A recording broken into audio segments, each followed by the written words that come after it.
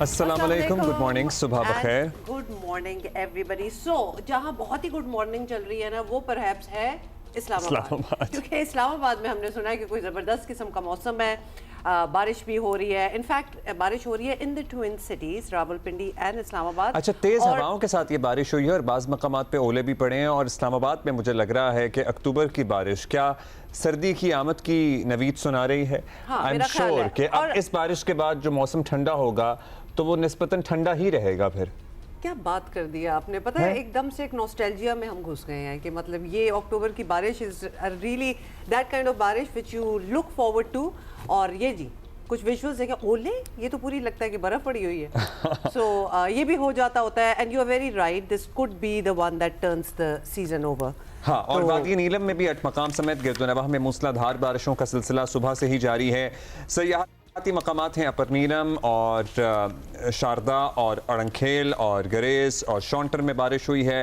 बाजोड़ के मुख्तलिफ इलाकों में भी बारिश की इत्तलात आ रही हैं और वहाँ भी ओले पड़े हैं। साथ ही साथ गरज चमक के साथ मंगोरा शहर और गिरदोनवाह में भी बारिश रिपोर्ट हो रही है। थोड़ा सा हम अपने बारे में भी बता दें कि कराची में भी आज जरा अच्छा मौसम लग रहा था इन द मॉर्निंग। अच्छा, रास्ते में मुझे एक स्ट्रेच पे कहीं बूंदाबांदी सेम, और वो स्ट्रेच, अच्छा वो ये होता है जब छोटे से एक स्ट्रेच पे थोड़ी सी बूंदाबांदी हो ना, that is specifically to dirty your cars, that's it. मतलब साफ करके आप गाड़ी घर से निकलेंगे या अपनी सवारी, और फिर एक स्ट्रेच पे आपको बारिश मिल जाएगी। But that is the weather we have here in Karachi.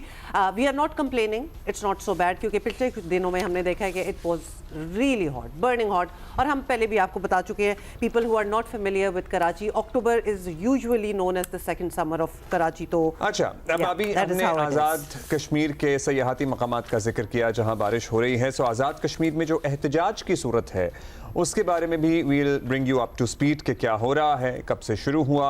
शुरू तो वैसे 2023 नवंबर से हुआ ये मामला, उसके बाद 2024 मई में खासे पुरतशद्दुद मुजाहरे भी हुए और अभी एक नया सिलसिला मुजाहरों का मुतादिद डेडलाइंस के बाद शुरू हो गया है। आपने पढ़ लिए होंगे जो 38 निकाती एजेंडा है अवामी एक्शन कमेटी का, वो सामने आ चुका है। काफ़ी दिनों से इस पर बात भी हो रही है। कुछ पॉइंट्स तो बड़े पर्टिनेंट हैं, और खासतौर पे वो वीआईपी कल्चर टाइप प्रोटोकॉल्स की जो बातें हो रही हैं, दैट साउंड स्पॉट ऑन। मतलब वो तो हम चाहते हैं कि कभी पूरे मुल्क में भी अगर कोई ऐसी बात हो रही हो तो that should be one thing. अशराफिया की मराद के जो खात्मे की बात हो रही है, जो मुतालबा वो है, वो अहम है और होना भी ऐसे ही चाहिए।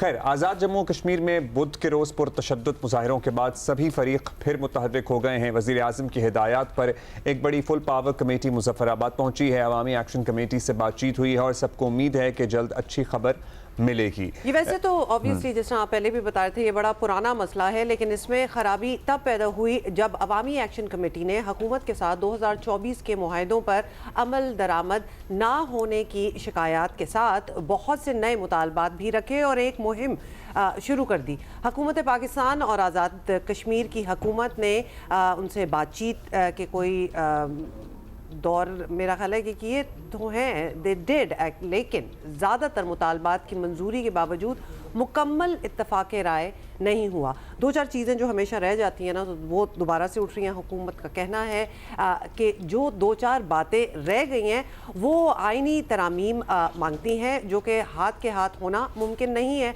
बहरहाल अवामी एक्शन कमेटी ने एहतजाज की कॉल दी और फिर वो एहतजाज पुरतशद्दुद हो गया। अब एग्जैक्टली क्या हुआ, एक्चुअली दो एहतजाज कुछ मिल गए, वो भी हुआ और सर्टनली उससे पहले हुआ था। और उसके बाद पुलिस एहलकारों की तो कल ही शहादतें रिपोर्ट हुई हैं। 3 पुलिस एहलकारों समेत 9 अफराद जहाँ बहक हुए हैं, दर्जनों जख्मी हुए हैं। हुक्काम ने यहाँ भी सब्र दिखाया और सबसे पुरअमन रहने और डायलॉग बढ़ाने की अपील की है। कल वज़ीर आज़म की हिदायत पर एक आला सतही कमेटी पहुँची बड़ी उम्मीदें लेकर, और उसका क्या नतीजा निकला है या निकलता है ये देखना बाकी है। इस पर हम बात भी करेंगे, लेकिन सुनिए कमेटी के अरकान की गुफ्तगू।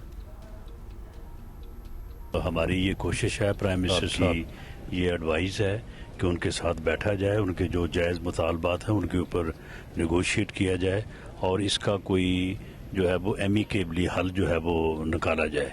तशद्दुद का रास्ता जो है वो हमेशा जो है वो उसके नुकसानात ही होते हैं, उससे कोई मामला सुलझता नहीं है बल्कि उलझता है। ये कश्मीर के अवाम की बात है, अफराद की बात नहीं है, चंद लोगों की बात नहीं है। सूरत हाल इंतहाई न गुफ्ताबे हुई है, तकलीफदेह हुई है, वज़ीर आज़म साहब ने इससे पहले भी और अब भी कोशिश की है, हमें एक कमेटी की सूरत में भेजा है और हमारी ये पूरी कोशिश होगी कि हम मामलात का हल डायलॉग के जरिए करना चाहते हैं। डेमोक्रेसी डायलॉग से चलती है। अच्छा जी, ये मुज़ाकरात रात गए तक जारी रहे। अवामी एक्शन कमेटी ने मुशावरत के लिए मोहलत मांग ली है। सबको उम्मीद है कि कुछ मुस्बत सामने आएगा। उधर इस्लामाबाद में कुछ ऐसा हुआ जिससे कोई शख्स खुश नहीं है। मतलब हुकूमत को भी ये सोचना चाहिए कि जब इतने महाज ऑलरेडी खुले हुए हों तो एक और महाज की क्या ज़रूरत थी, और इस पर एक्चुअली इंक्वायरी होनी चाहिए, क्योंकि जहाँ हम अपने वज़ीर दाखिला की बात करते हैं तो उनका ताल्लुक भी सहाफ़ती बरादरी से रहा है। सो वी वुड एक्सपेक्ट के वो प्रोटेक्ट करेंगे इस कम्युनिटी को, वो ज़्यादा एटमॉस्फेयर को जज कर सकेंगे कि क्या होना चाहिए, किस चीज़ को रोकना चाहिए। तो वहाँ अवामी एक्शन कमेटी के एक एहतजाज के दौरान इस्लामाबाद पुलिस के एहलकारों ने डंडा चला दिया। ऑब्वियसली आपको पता है कि सोचा नहीं, आई गेस, और नेशनल प्रेस क्लब में जागो से वहाँ मौजूद सहाफ़ियों और स्टाफ को भी मारा पीटा। एंड द विजुअल्स, जो वीडियोस वहाँ से निकली है ना, वो ख़तरनाक विजुअल्स हैं कि किस तरह ये सारा अमल हुआ है। और सहाफ़ती और इंसानी हकूक़ की तंजीमों ने इस पर फौरी और शदीद रद्द अमल दिया। हुकूमत की जानिब से भी फौरी रद्द अमल आया। वज़ीर मुमलकत बराए दाखिला प्रेस क्लब पहुँचे। क्या उनकी बात हुई, क्या उन्होंने माजरत तो खैर उन्होंने की, और क्या क्या कहा देखिए। उन्हें नहीं आना चाहिए था। उनका पीछा करते हुए एक लाइल्मी में वो अगर अंदर आए हैं तो उनको इस बात पे भी इंटीरियर मिनिस्टर ने इंटरनल पुलिस को अपनी इंक्वायरी का हुक्म दिया है। मैं एक सियासी कारकुन के तौर पे और वज़ीर ममलकत बराए दाखिला होने की हैसियत से, और मुझे खुसूसन वज़ीर दाखिला ने फौरी तौर पे इधर भेजा है, मैं एक दफ़ा इस वाक़े की भरपूर मज़म्मत करता हूँ, और ना सिर्फ मज़म्मत बल्कि माज़रत ख़्वाह हूँ। अच्छा जी, ये तो मजम्मत और माजरत इनके सामने आ गई। इस्लामाबाद में सहाफ़ियों पर तशद्दुद वाला मामला अभी चल ही रहा है, लेकिन हुकूमत के लिए एक और सबक ही समझ लें हम। और ये लाइल्मी कुछ नहीं होती। हमारे वज़ीर मुमलिकत बराए दाखिला को भी पता होना चाहिए कि वहाँ पे किसी ने अहकामात दिए होंगे कि इस तरह से शायद हैंडल करना है, या जब ये पुलिस एहलकार और अफसरान नेशनल प्रेस क्लब इस्लामाबाद में घुस रहे थे तो ये लाइल्म थे कि ये कहाँ घुस रहे हैं, और जिन लोगों को मार रहे थे जिसमें सहाफ़ी, कैमरामैन, TV रिपोर्टर सब शामिल थे, क्या ये लाइल्म थे कि ये लोग कौन हैं और ये क्यों अपने लिए मसला बना रहे हैं? तो ये लाइल्म नहीं होती। मतलब पुलिस भी कैसे पहुंची वहाँ? मतलब कोई ऑर्डर, कोई प्लानिंग, कुछ तो सोचा होगा ना कि हम क्यों जा रहे हैं, क्या करने जा रहे हैं, वहाँ जाके क्या करना है। तो फिर इस तरह एंड में इग्नोरेंस दिखाना कि नहीं ये ऐसा तो कुछ हुआ नहीं, या फिर समझने, या फिर गलती होगी, it doesn't hold much. Rana एहसान अफजल साहब हमारे साथ मौजूद हैं, कोऑर्डिनेटर हैं वज़ीर आज़म के। राना साहब, ज़ाहिर है एक मसला गंभीर हो चुका है जिसको आलमी मीडिया, पर्टिकुलरली भारतीय मीडिया बहुत कवरेज दे रहा है, और हमें हत्तुल इम्कान ये कोशिश करनी चाहिए कि पुरअमन तरीके से मुज़ाकरात के ज़रिए ये मामलात हल हो जाएं। और ये जो अवामी एक्शन कमेटी है ना, बिल्कुल नाम के ऐन मुताबिक इनके मुतालबात भी बड़े अवामी हैं। ये किसी रजीम, किसी इस्टेब्लिशमेंट, किसी आइडियोलॉजी के ख़िलाफ़ नहीं है। ये अवाम के मुतालबात की बात कर रहे हैं, एलिटिज़म की बात कर रहे हैं, अशराफिया की मराद की बात कर रहे हैं, महाजरीन की सीटों की बात कर रहे हैं। सो ये इन मुतालबात में वज़न तो है। क्या हम उम्मीद रखें जो आपकी ये हाई लेवल डेलीगेशन या कमेटी गई है, ये हल निकाल लेगी? बिस्मिल्लाहिर्रहमानिर्रहीम। लेकिन सबसे पहले तो प्राइम मिनिस्टर की मुकम्मल तवज्जो इस इशू के ऊपर है, और वो समझते हैं कि पुरअमन तरीके से ये मामला का हल जो है वो निकल आना चाहिए। पिछले साल भी कोई 30 अरब का पैकेज प्राइम मिनिस्टर ने दिया था ताकि आज़ाद जम्मू कश्मीर के लोगों के लिए कोई बेहतरी हो, उनके लिए आसानी पैदा हो। आपने दुरुस्त फरमाया कि जो है वो अवामी मुतालबात हैं, लेकिन इन मुतालबात को पीसफुल तरीके से भी जो है वो अचीव किया जा सकता है, और वहाँ आज़ाद जम्मू कश्मीर की जो पार्लियामेंट है उसका ये रोल है कि वो इनको हल करे, लेकिन पुरतशद्दुद की तरफ चीज़ें नहीं जानी चाहिए। तो बड़ा अफसोसनाक है।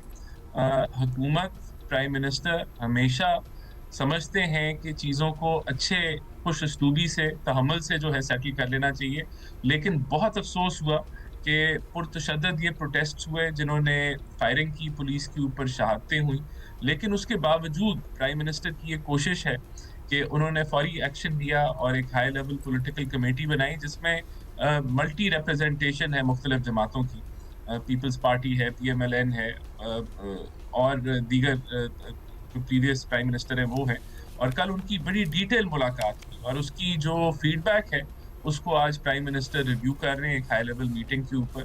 और देखें, ये जितने आपने मुतालबात किए, ये इनसे तो इनकारी है ही नहीं हुकूमत, और हम तो समझते हैं कि इनका हल फौरी तौर पे निकलना चाहिए, लेकिन तशद्दुद की कोई गुंजाइश नहीं होनी चाहिए, जो कि बड़ा अफसोसनाक है कि जिन्होंने भी ये प्रोटेस्ट किए वो पुरतशद्दुद हुए। हाँ, लेकिन राना साहब, अब थोड़ी सी अकाउंटेबिलिटी तो बनती है। एक तो ये जो प्रोटेस्ट थे, चले इतने पुरतशद्दुद तो लेटर ऑन हो गए, लेकिन प्रोटेस्ट तो कुछ दिनों से चल रहे थे, and knowing the nature of protest कि वो पुरतशद्दुद हो ही जाते हैं इवेंचुअली, तो पहले भी कुछ किया जा सकता था। और जिस तरह आप कह रहे हैं कि जो उनकी डिमांड्स हैं रीजनेबल हैं। देखें, जब इनकी डिमांड्स आई तो फौरी उस पर एक्शन लिया गया, इनके साथ बैठा गया, तकरीबन सारी डिमांड्स जो हैं उनको एक्सेप्ट किया गया, उस पर कंसेंसस डेवलप। सर, जब आप तकरीबन कहते हैं तो फिर किन चीज़ों पे आप ये बताइए हमें, किन चीज़ों पर इत्तेफाक नहीं हो पाया? 12 सीटों पे, मतलब जो महाजरीन का कोटा है उन सीटों पर, और अशराफिया की मरात पर, ये 2 पॉइंट्स हैं। हमारी इत्तला तो यही है कि 2 पॉइंट्स है जिस पे इत्तेफाक नहीं हो पा रहा। देखें, इसके ऊपर भी यही कहा गया कि इसके लिए आपको अमेंडमेंट की जरूरत है, और वो आज़ाद जम्मू कश्मीर की पार्लियामेंट के थ्रू होगी, उस पर भी इनकार नहीं हुआ। उन्हीं लोगों ने जो पार्लियामेंट के जरिए वो अमेंडमेंट्स होनी है वो वफाक ने तो नहीं करानी, उसके लिए भी कोई इनकारी नहीं है। और वहाँ जो है वहाँ तो कंसेंसस डेवलप होना है, उस कंसेंसस के साथ अगर वो हो जाता है तो किसी को कोई इतराज नहीं है। अच्छा सर, एक पहलू ये भी है कि ये वफाक के खिलाफ नहीं है इनका एहतजाज, ये अपनी ही पार्लियामान जो है, इनकी अपनी जो पार्लियामेंट है, अपनी जो हुकूमत है, उसके खिलाफ भी एहतजाज है। तो वो तो पार्टी है इसमें, वो ये क्यों चाहेंगे कि ये अशराफिया की मरात खत्म हो या ये तमाम मामलात हों? तो वफाक अपना इन्फ्लुएंस इस्तेमाल कर सकता है हालात को देखते हुए। देखें, हम वहाँ की पार्लियामेंट के अंदर तो मुदाखलत नहीं कर सकते, हम तो बैठ के चीज़ों को रिजॉल्व करवा सकते हैं, हम कंसेंसस बिल्डिंग में सपोर्ट कर सकते हैं, जिसको किया जा रहा है। और यही बात है कि जो भी प्रोटेस्ट कर रहे हैं उनको भी समझना होगा कि आईनी तरमीम अगर करनी है आपने, या कोई अमेंडमेंट्स करनी है, उसका प्रोसेस है, प्रोसीजर है, और ये वही लोग हैं, वहाँ के रिप्रेजेंटेटिव्स हैं, वो असल रिप्रेजेंटेटिव्स हैं जो वोट लेके वहाँ की असेंबलीज में बैठे हैं। और बिल्कुल वो मुमकिन है कि ये इस तरफ वो कर लें, लेकिन वहाँ हम कंसेंसस बिल्डिंग में बिल्कुल हमारी मुकम्मल सपोर्ट है। कल पूरा दिन टॉप लीडरशिप, जिसमें राना सनाउल्लाह साहब, एहसन इकबाल साहब, मसूद खान साहब, कमर जमान कायरा साहब, राजा परवेज अशरफ साहब और तारिक फजल साहब, दीगर और लीडर्स जो हैं वहाँ मौजूद रहे। उन्होंने कोशिश की है, प्राइम मिनिस्टर की हिदायत पे वहाँ गए हुए थे, और कोशिश यही है कि वहाँ कंसेंसस के साथ ये चीजें पुरअमन तरीके से, तहम्मुल से ये तो राना साहब फिर ओके चले, तो फिर हम जरा हम पॉजिटिविटी की बात करते हैं। क्या सेटल हो गई हैं चीज़ें? क्या कंसेंसस हो गया है? हाउ फार आर वी इन, ताकि ये एहतजाज वगैरह दे नीड टू स्टॉप? तो कहाँ तक बात पहुँची है? इतने ज़्यादा हेड्स वहाँ बैठे हुए हैं, और ऑब्वियसली बातचीत के लिए, टॉक्स के लिए कि कहीं मिडिल ग्राउंड आए, क्या पहुँच गए हैं उस मिडिल ग्राउंड पे? कल बड़ी डिटेल उनसे इंटरेक्शन हुई, और वो इंटरेक्शन के ऊपर जो चीज़ें सेटल हुई हैं, आज उनको जो है प्राइम मिनिस्टर रिव्यू करेंगे अपनी मीटिंग के अंदर, और मेरे ख्याल से रास्ता ज़रूर निकल आएगा, और जल्द इस चीज़ का जो है वो रेजोल्यूशन आ जाएगा इंशाल्लाह। अच्छा, जाहिर है जब एहतजाज पुरतशद्दुद हुआ और कई लोगों की जान गई, जिसमें सिविलियन भी शामिल हैं, पुलिस एहलकार भी शामिल हैं, इस पे भी आप लोगों ने ज़रा इंक्वायरी बुलाई है कि जब ऑलरेडी अवामी एक्शन कमेटी एहतजाज कर रही थी तो एक दूसरा ग्रुप जो है वो क्यों अपना एहतजाज लेकर आया नीलम पुल पे? देखिए, इसके ऊपर इंडिपेंडेंट इंक्वायरी होगी। जिन लोगों की जाने गई हैं वो के लिए नहायत ही अफसोस, और ये अफसोसनाक वाक़या था, लेकिन डेफिनेटली एक इंडिपेंडेंट इंक्वायरी के बाद ही पता चलेगा कि कौन रिस्पॉन्सिबल था। लेकिन ये बहुत अनफॉर्चुनेट है कि डायरेक्ट फायरिंग की गई प्रोटेस्टर्स की तरफ से, और ये शहादतें हुई।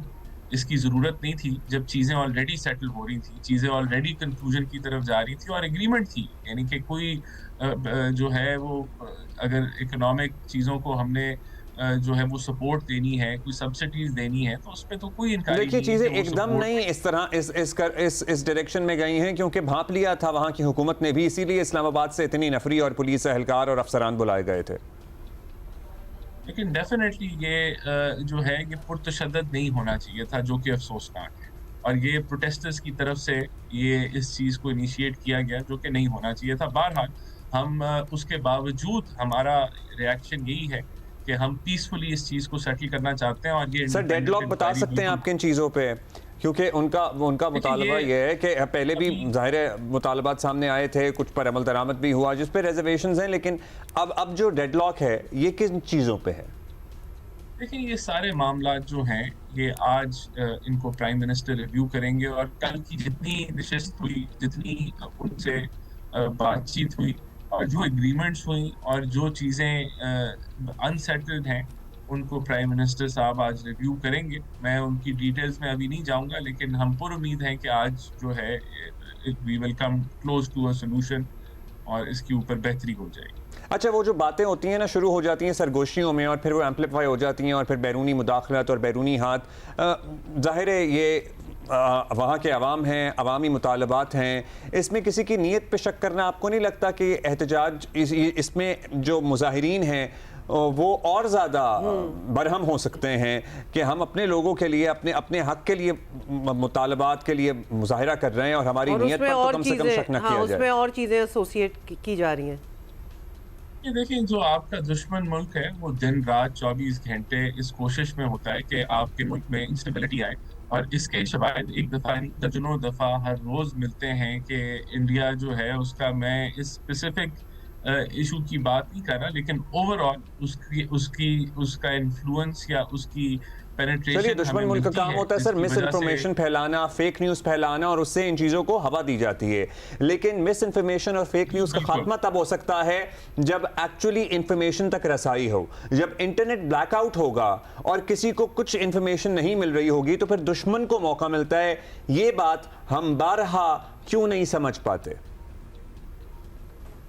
देखें, अभी इस तरह की एविडेंस मौजूद है कि कोई भी ऐसा लोकल इंसिडेंट हो जो कि लोकल इश्यूज के ऊपर हो, फिर ऐसे एलिमेंट्स उसका हिस्सा बनना शुरू कर देते हैं जो ट्रांसनेशनल होते हैं, या इंडिया की तरफ से इस तरह की काविश भी शुरू हो जाती है कि वो उस इशू को जो है वो एक गलत सिमत की तरफ लेके जाए। अब यहाँ कोई वजह नहीं थी कि फायरिंग होती, कोई वजह नहीं थी कि ये शहादतें होती, ये बड़ा अनफॉर्चुनेट है। तो इन सारी चीज़ों की तहकीक होगी। बहरहाल अभी हम उम्मीद में हैं कि इंशाल्लाह ये सिचुएशन टोटली अंडर कंट्रोल है, और जल्द इसकी रेजोल्यूशन हमें नज़र भी आ जाएगी और मिल भी जाएगी। अच्छा राना साहब, आप हमारे साथ हैं। अब प्लीज़ ज़रा अपने अंडरस्टैंडिंग में बता दें कि इस्लामाबाद प्रेस क्लब में क्या हुआ है। इसके विजुअल्स बड़े ही कुछ वायलेंट हमने देखे। How did it start and लाइल्मी में तो नहीं ये सब कुछ बिल्कुल हो सकता। इसलिए डायरेक्ट हम आपसे पूछ रहे हैं कि किसने ऑर्डर दिए होंगे, कौन, क्यों इतनी नफरी वहां पहुंच गई, और उसके बाद बिल्कुल जैसे इनको कोई खुला फ्री हैंड दिया हो कि do what you have to do. देखिए, सबसे पहली बात तो ये कि ना किसी मिनिस्टर की डायरेक्शन पे पुलिस एक इंसिडेंट हुआ मुझे, और वो जो झड़प हुई, वो लोग जो हैं वो प्रेस क्लब में कहते हैं कि चले गए, और पुलिस उनका पीछा करते हुए वहां चले गए। देखिए, जब पुलिस ऑन ग्राउंड होती है और कोई इंसिडेंट हो जाता है तो वो रिएक्शन करते हुए कोई किसी से इजाजत नहीं लेते, वो उसी वक्त रिएक्शन कर लेते हैं। लेकिन जब ये हुआ इंसिडेंट और ये नॉलेज में आया इंटीरियर मिनिस्टर के, तो उन्होंने उसी वक्त नोटिस लिया, और इसमें देखें क्या एक्शन हुआ। नंबर 1, एक तो इंक्वायरी जो है ऑर्डर हो गई कि ऐसा नहीं होना चाहिए था, इस चीज़ को तस्लीम किया गया, तो देयर वाज एडमिशन कि ये गलत हुआ। फिर खुद वजीर मुमलिकत जो है प्रेस क्लब में गए, उन्होंने माजरत भी कर ली कि ये गलत था, और हम प्रेस क्लब के साथ खड़े हैं, और इसकी एक मुकम्मल इंक्वायरी होगी, और जो लोग इन्वॉल्व हैं उनको हम कटहरे में खड़े करेंगे। तो मेरे ख्याल से यहाँ आपको एक इंसिडेंट तो गलत हुआ जिसको हमें कंडेम करना चाहिए, लेकिन फौरी जो गवर्नमेंट का रिएक्शन आया वो बड़ा पॉजिटिव था, और वो इस मामले को संभालने का था, और किसी ने इसकी ओनरशिप नहीं ली, जिससे ये महसूस होता है कि ये एक इंडिपेंडेंट, वहाँ जो पुलिस उस वक्त मौजूद थे, वहाँ उस झड़प की वजह से उन्होंने एक रिएक्शन दिखाया, उन्होंने बैकअप कॉल किया, और फिर ये चीज़ एस्केलेट हुई जो कि नहीं होनी चाहिए थी। तो मैं समझता हूँ कि इसको ये तासुर देना कि ये किसी के कहने पे हुआ और पुलिस ऐसे नहीं एक्ट करती। जो ऑन ग्राउंड पुलिस होती है, अगर कोई एक इशू खड़ा हो जाए तो वो इंडिपेंडेंटली ही एक्ट करती है। वो उस वक्त इजाजत नहीं लेती, वो फौरी तौर पे जो है वो अपना एक्शन लेती है। अब ये सवाल है कि ये एक्शन इस इंसिडेंट में जो उन्होंने लिया वो दुरुस्त लिया, गलत लिया, तो उसके ऊपर गवर्नमेंट का बड़ा क्लियर कट मौक़िफ़ भी आ गया। ठीक है जी, बहुत शुक्रिया आपका। बहुत शुक्रिया राना एहसान अफजल साहब, कोऑर्डिनेटर वज़ीर आज़म। Actually looking forward, thank you sir, thank you for your time. अब वज़ीर आज़म इसका जायज़ा लेंगे तमाम मामलात का, तो let's see and let's hope कि मामला अफ़ाम तफ़हीम से हल हो और जो जायज़ मुतालबात हैं वो माने भी जाएँ और जो मज़ीद काम मांगते हैं उन पर सीरियस पेशरफ्त हो, जिसमें नज़र आए कि हाँ जी अगले की नीयत है इन मामलात को ठीक करने की। और अगर आवाम चाहते हैं कि ये एलिटिज़म का खात्मा हो और ये जो बड़े बड़े काफ़िले आते हैं और मरात Actually, if हैं you और look at the demands are pretty fair in a sense कि उसमें एक होता है ना कि जी एहतजाज होते हैं, किसी लीडर के पीछे हो रहे होते हैं, कि किसी को फॉलो कर रहे होते हैं, कोई पॉलिटिकल एंटिटी है। No, these are actually very solid demands जो कि अपनी ज़िंदगी को एक वे ऑफ लाइफ को बेहतर बनाने के लिए डिमांड्स हैं। टू बी वेरी ऑनेस्ट, मैं तो इम्प्रेस हुई हूँ ऐसे लिस्ट ऑफ डिमांड से, because we haven't really seen that anywhere else in Pakistan, because usually हमारे यहाँ पॉलिटिकली मोटिवेटेड प्रोटेस्ट होते हैं, otherwise not really for the rights of the public अपने लिए तो हार्डली कभी निकलती है। और आप ये देखिए कि वज़ीर आज़म ने भी बड़े खुले दिल से, वज़ीर आज़म जितनी लचक दिखा रहे हैं इन मामलात में, वो इसीलिए दिखा रहे हैं क्योंकि जब अवाम अपने हक के लिए निकलते हैं तो उनकी बात सुनी जाती है, बजाय इसके कोई पॉलिटिकल एजेंडा और मोटिवेशन हो। सो या that's the difference between the protests as well. अभी हम एक ब्रेक लेंगे, थोड़ी देर में वापस आएंगे। Good morning.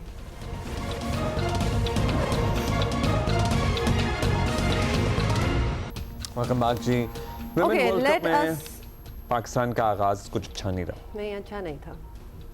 We were hoping, but anyway, लेकिन जी टूर्नामेंट जो है वो तो तवील है, हो चुका है। सो एक मैच अच्छा नहीं था, तो we are not going to hopefully मजीद मौके मिलेंगे, हौसला नहीं हारना हमने। अच्छा, कल जी पाकिस्तान विमेन ने टॉस जीतकर बांग्लादेश के खिलाफ पहले बैटिंग का फैसला किया। कोलंबो के प्रेमदासा, क्या नाम है वैसे, मैं हमेशा भूल जाती हूँ, प्रेमदासा स्टेडियम की विकेट कोई ऐसी खतरनाक तो नहीं थी, लेकिन पाकिस्तानी बैटर्स ऐसे खेलती नजर आई जैसे कोई माइन फील्ड हो लिटरली।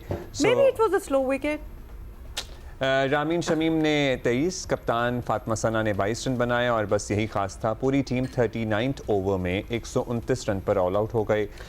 बांग्लादेश ने जी 6 बॉलर्स आजमाए और सब ने विकेटें ली, सारों ने विकेटें ली, कोई खाली हाथ नहीं रहा और रही रादर। और फिर पाकिस्तानी बॉलिंग के सामने चैलेंज था कि कोई मोजज़ा दिखा दे, तो वो भी कुछ ऐसा नहीं हुआ। मोजज़े वैसे आजकल नहीं हो रहे, हमारी मेंस क्रिकेट हो या विमेंस। बांग्लादेश ने सिर्फ 3 विकेट के नुकसान पर 32nd ओवर में मैच जो है वो जीत लिया और उसमें जी रबिया हैदर ने 50 स्कोर की। मतलब जहाँ 50 हो गया तो कितना, टारगेट क्या था, आराम से बन भी गया। अच्छा, एक और ज़रा सेटबैक हमारे लिए हुआ कि बांग्लादेश को ज़बरदस्त रन रेट बूस्ट भी मिला है, पाकिस्तान को बहुत नुकसान हुआ है इसका, लेकिन अभी बहुत से मैचेस हैं और वापसी मुमकिन है। सो क्या ही बात हो कि हम बाउंस बैक। सो और इतवार को पाक भारत मैच भी है और आजकल जो हालात हैं, सो आपको पता ही है पाकिस्तान इंडिया के मैच का क्या हाल होगा, मतलब जो माहौल होगा वो तो सबके सामने ही है ना। पता, मेरा बड़ा दिल चाह रहा है कि हम वो इंडिया पाकिस्तान मैच से ही हमारा कमबैक स्टार्ट हो जाए and we do a great job. उम्मीद करने में कोई बुराई नहीं है। So that is what we are doing. कौमी क्रिकेटर हमारे साथ मौजूद हैं। विस्मा साहिबा, शुक्रिया आपने वक्त दिया। बताइएगा, obviously we did not do well yesterday, क्या हमारी गलतियां आपको नजर आई ओवरऑल? डिसअपॉइंटिंग परफॉर्मेंस थी, खासतौर पर बैटिंग लाइनअप की मैं बात करूंगी। लेकिन अगर आप दूसरी तरफ ओपोनेंट की बात करेंगे, I think they were very discipline in all the departments, specially उनकी जो बॉलिंग थी अप टू द मार्क थी और जिस तरह का उनको स्टार्ट मिल गया, आई think that was a ideal start. और हमारी 2 मेन बैटर्स की विकेट्स जो है वो पहली ओवर में गिर गई थी। आई थिंक उसने हमारी टीम को अंडर प्रेशर कर दिया था। उसके बाद से आप देखें फिर हम कैचअप ही कर रहे थे, फिर हम उसका अटैकिंग क्रिकेट या एग्रेसिव जो प्लान ए था उसमें हम खेल ही नहीं सके। तो आई थिंक ओवरऑल अगर तो बात किया तो आई थिंक ऑपोजिशन ने हमें आउटप्लेड किया इन द फील्ड और कल वो बेटर टीम थे, जिस वजह से आई थिंक जो विन थी उनके हक में रही। अच्छा, ये बताइएगा बिस्मा, ऑब्वियसली आपका इतना, you have a body of work, you have so much experience, किस तरह तैयारी होती है for an event like this, for a tournament like this, जहाँ मतलब वो ज़माने भी गए कि लड़कियों को एक रियायत दी जाती थी कि विमेन क्रिकेटर्स हैं, अब there is an expectation of professionalism और टैलेंट एज वेल। इस टूर्नामेंट के लिए जहाँ पूरी दुनिया से टीमें आ रही हैं, क्या तैयारी थी? देखिए, पीछे पाकिस्तान का क्वालिफायर्स हुआ, उसमें पाकिस्तान चैंपियन रहा, बड़ी अच्छी परफॉर्मेंस रही वहाँ पर इनकी। फिर उनके पास आयरलैंड की सीरीज हुई, वो T20 थी, then they have played South Africa यहाँ पर पाकिस्तान में। सो ऐसा नहीं कह सकते कि उनकी प्रेपरेशन ये थी, उनको प्रेपरेशन टाइम भी मिला था। पर आई फील लाइक कि जो वर्ल्ड जो टीम्स है ना, वो जिन टेम्पलेट में गई, क्योंकि क्रिकेट चेंज हो गया है, वो काफी देर से चेंज हो चुकी हुई है। सो अगर हम उसको कैचअप नहीं करेंगे, उसको नहीं पकड़ेंगे, तो हम बहुत बिहाइंड है, तो हम पीछे ही रह जाएंगे। तो आई थिंक जिस तरह की क्रिकेट, अटैकिंग क्रिकेट, अगर आप बांग्लादेश के बैटर्स को भी कर देखें, दे वर स्कोरिंग स्ट्रेट, वो लोग स्ट्रेट हिट बाउंड्रीज कर रहे थे। बट हमारे जो, अगर आप बैटर्स की देखेंगे जो उन्होंने रन किया square of the wicket, so I think उसमें अप्रोच और आपकी कॉन्फिडेंस लेवल शो करता है कि आपकी अपनी गेम क्या है और ये जो किस सेम स्क्रिप्ट लग रहा है, क्योंकि हम अपने दूसरे फॉर्मेट में भी मॉडर्न डे क्रिकेट की बात करते हैं, फिर हमें समझ नहीं आता कि मॉडर्न डे क्रिकेट, हमें लगता है दुनिया को देख के तो हमें समझ आ जाता है मॉडर्न डे क्रिकेट का है, अटैकिंग क्रिकेट का है। हम तो मेंस क्रिकेट में भी हमारी यही कॉन्वर्सेशन हो रही होती है कि देयर इज जैसे कहते हैं ना, हम मॉडर्न डे क्रिकेट के चक्कर में अंधाधुंध शॉटें खेलते हैं, और कल भी हमें कुछ ऐसी एग्जांपल्स नजर आई, लेकिन एट द सेम टाइम फिर हमारी bowling also did not work. So हम बैटर्स को जहां जिम्मेदारी दे रहे हैं, वहां बॉलिंग लाइनअप के बारे में आपके क्या ख्यालात हैं, क्योंकि आगे हमारा हरीफ बड़ा मजबूत है संडे को, और आपको पता ही है क्या माहौल बनाया हुआ है इंडिया वालों मतलब ने। उस मैच की नौयत फिर एक और ही लेवल पे चली जाती है। बिल्कुल, डिसिप्लिन होने की ज़रूरत है, और ये वो चीज़ें हैं जो कि आई थिंक काफ़ी टाइम से चल रही थी टीम के साथ, लेकिन इनको पिन पॉइंट इस तरीके से नहीं किया जाता, क्योंकि हमने क्वालिफायर जीता, जीत मिल गई, तो उस मेरा जो एम्फेसिस है दैट इज टेम्पलेट। आप किस टेम्पलेट से खेल रहे हो, चाहे वो आपकी बैटिंग है, आपकी बॉलिंग है, वो डिसिप्लिन है कि नहीं है, आपने जो आजकल का जो टेम्पलेट चल रहा है आप उस पे अपने रन कर रहे को नहीं कर रहे, क्योंकि जब आपने इस टूर्नामेंट में आते हो, आपने वर्ल्ड की टीम्स को कम्पीट करना है, so you should be there at that level to compete them. तो वो फिर difference, I think, Is there any change in the lineup that you would suggest कि हम अगले मैच में करें इन बैटिंग लाइनअप और बॉलिंग लाइनअप, कि कुछ निकालना चाहिए, किसी को डालना चाहिए? I don't think so, I think it's too early. अभी तो आपका हमारा फर्स्ट मैच हुआ है, उसके बाद अगर आपने गिवन चांसेस नहीं दिए प्लेयर्स को, तो एक उनके जहन में डाउट आ जाता है।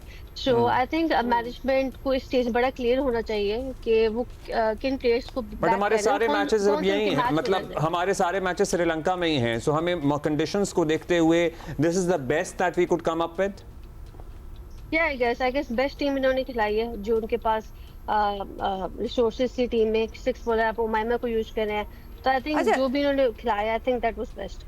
राइट कंडीशंस तो naturally we are playing here, तो शायद यही रहेंगी। अच्छा Bisma, you are with us, we are very curious to know, क्योंकि अपकमिंग मैच है अगेंस्ट इंडिया, क्या माहौल होता है regarding the women's cricket team and the Indian women's cricket team? आदमियों का जो क्रिकेट का हाल हुआ और उसके इर्द गिर्द कितनी कंट्रोवर्सीज हुई, वो तो अभी तक चल ही रही हैं, लेकिन हाउ अबाउट द वुमेन? क्योंकि आप ही को अगर हम एक एग्जांपल लें और इन द पास जाएं, तो बड़ी हमने कॉमराडरी भी देखी है, आप ही की बेटी को भी उठा के कुछ वायरल हुई थी तस्वीरें, सेंटर ऑफ अट्रैक्शन थी।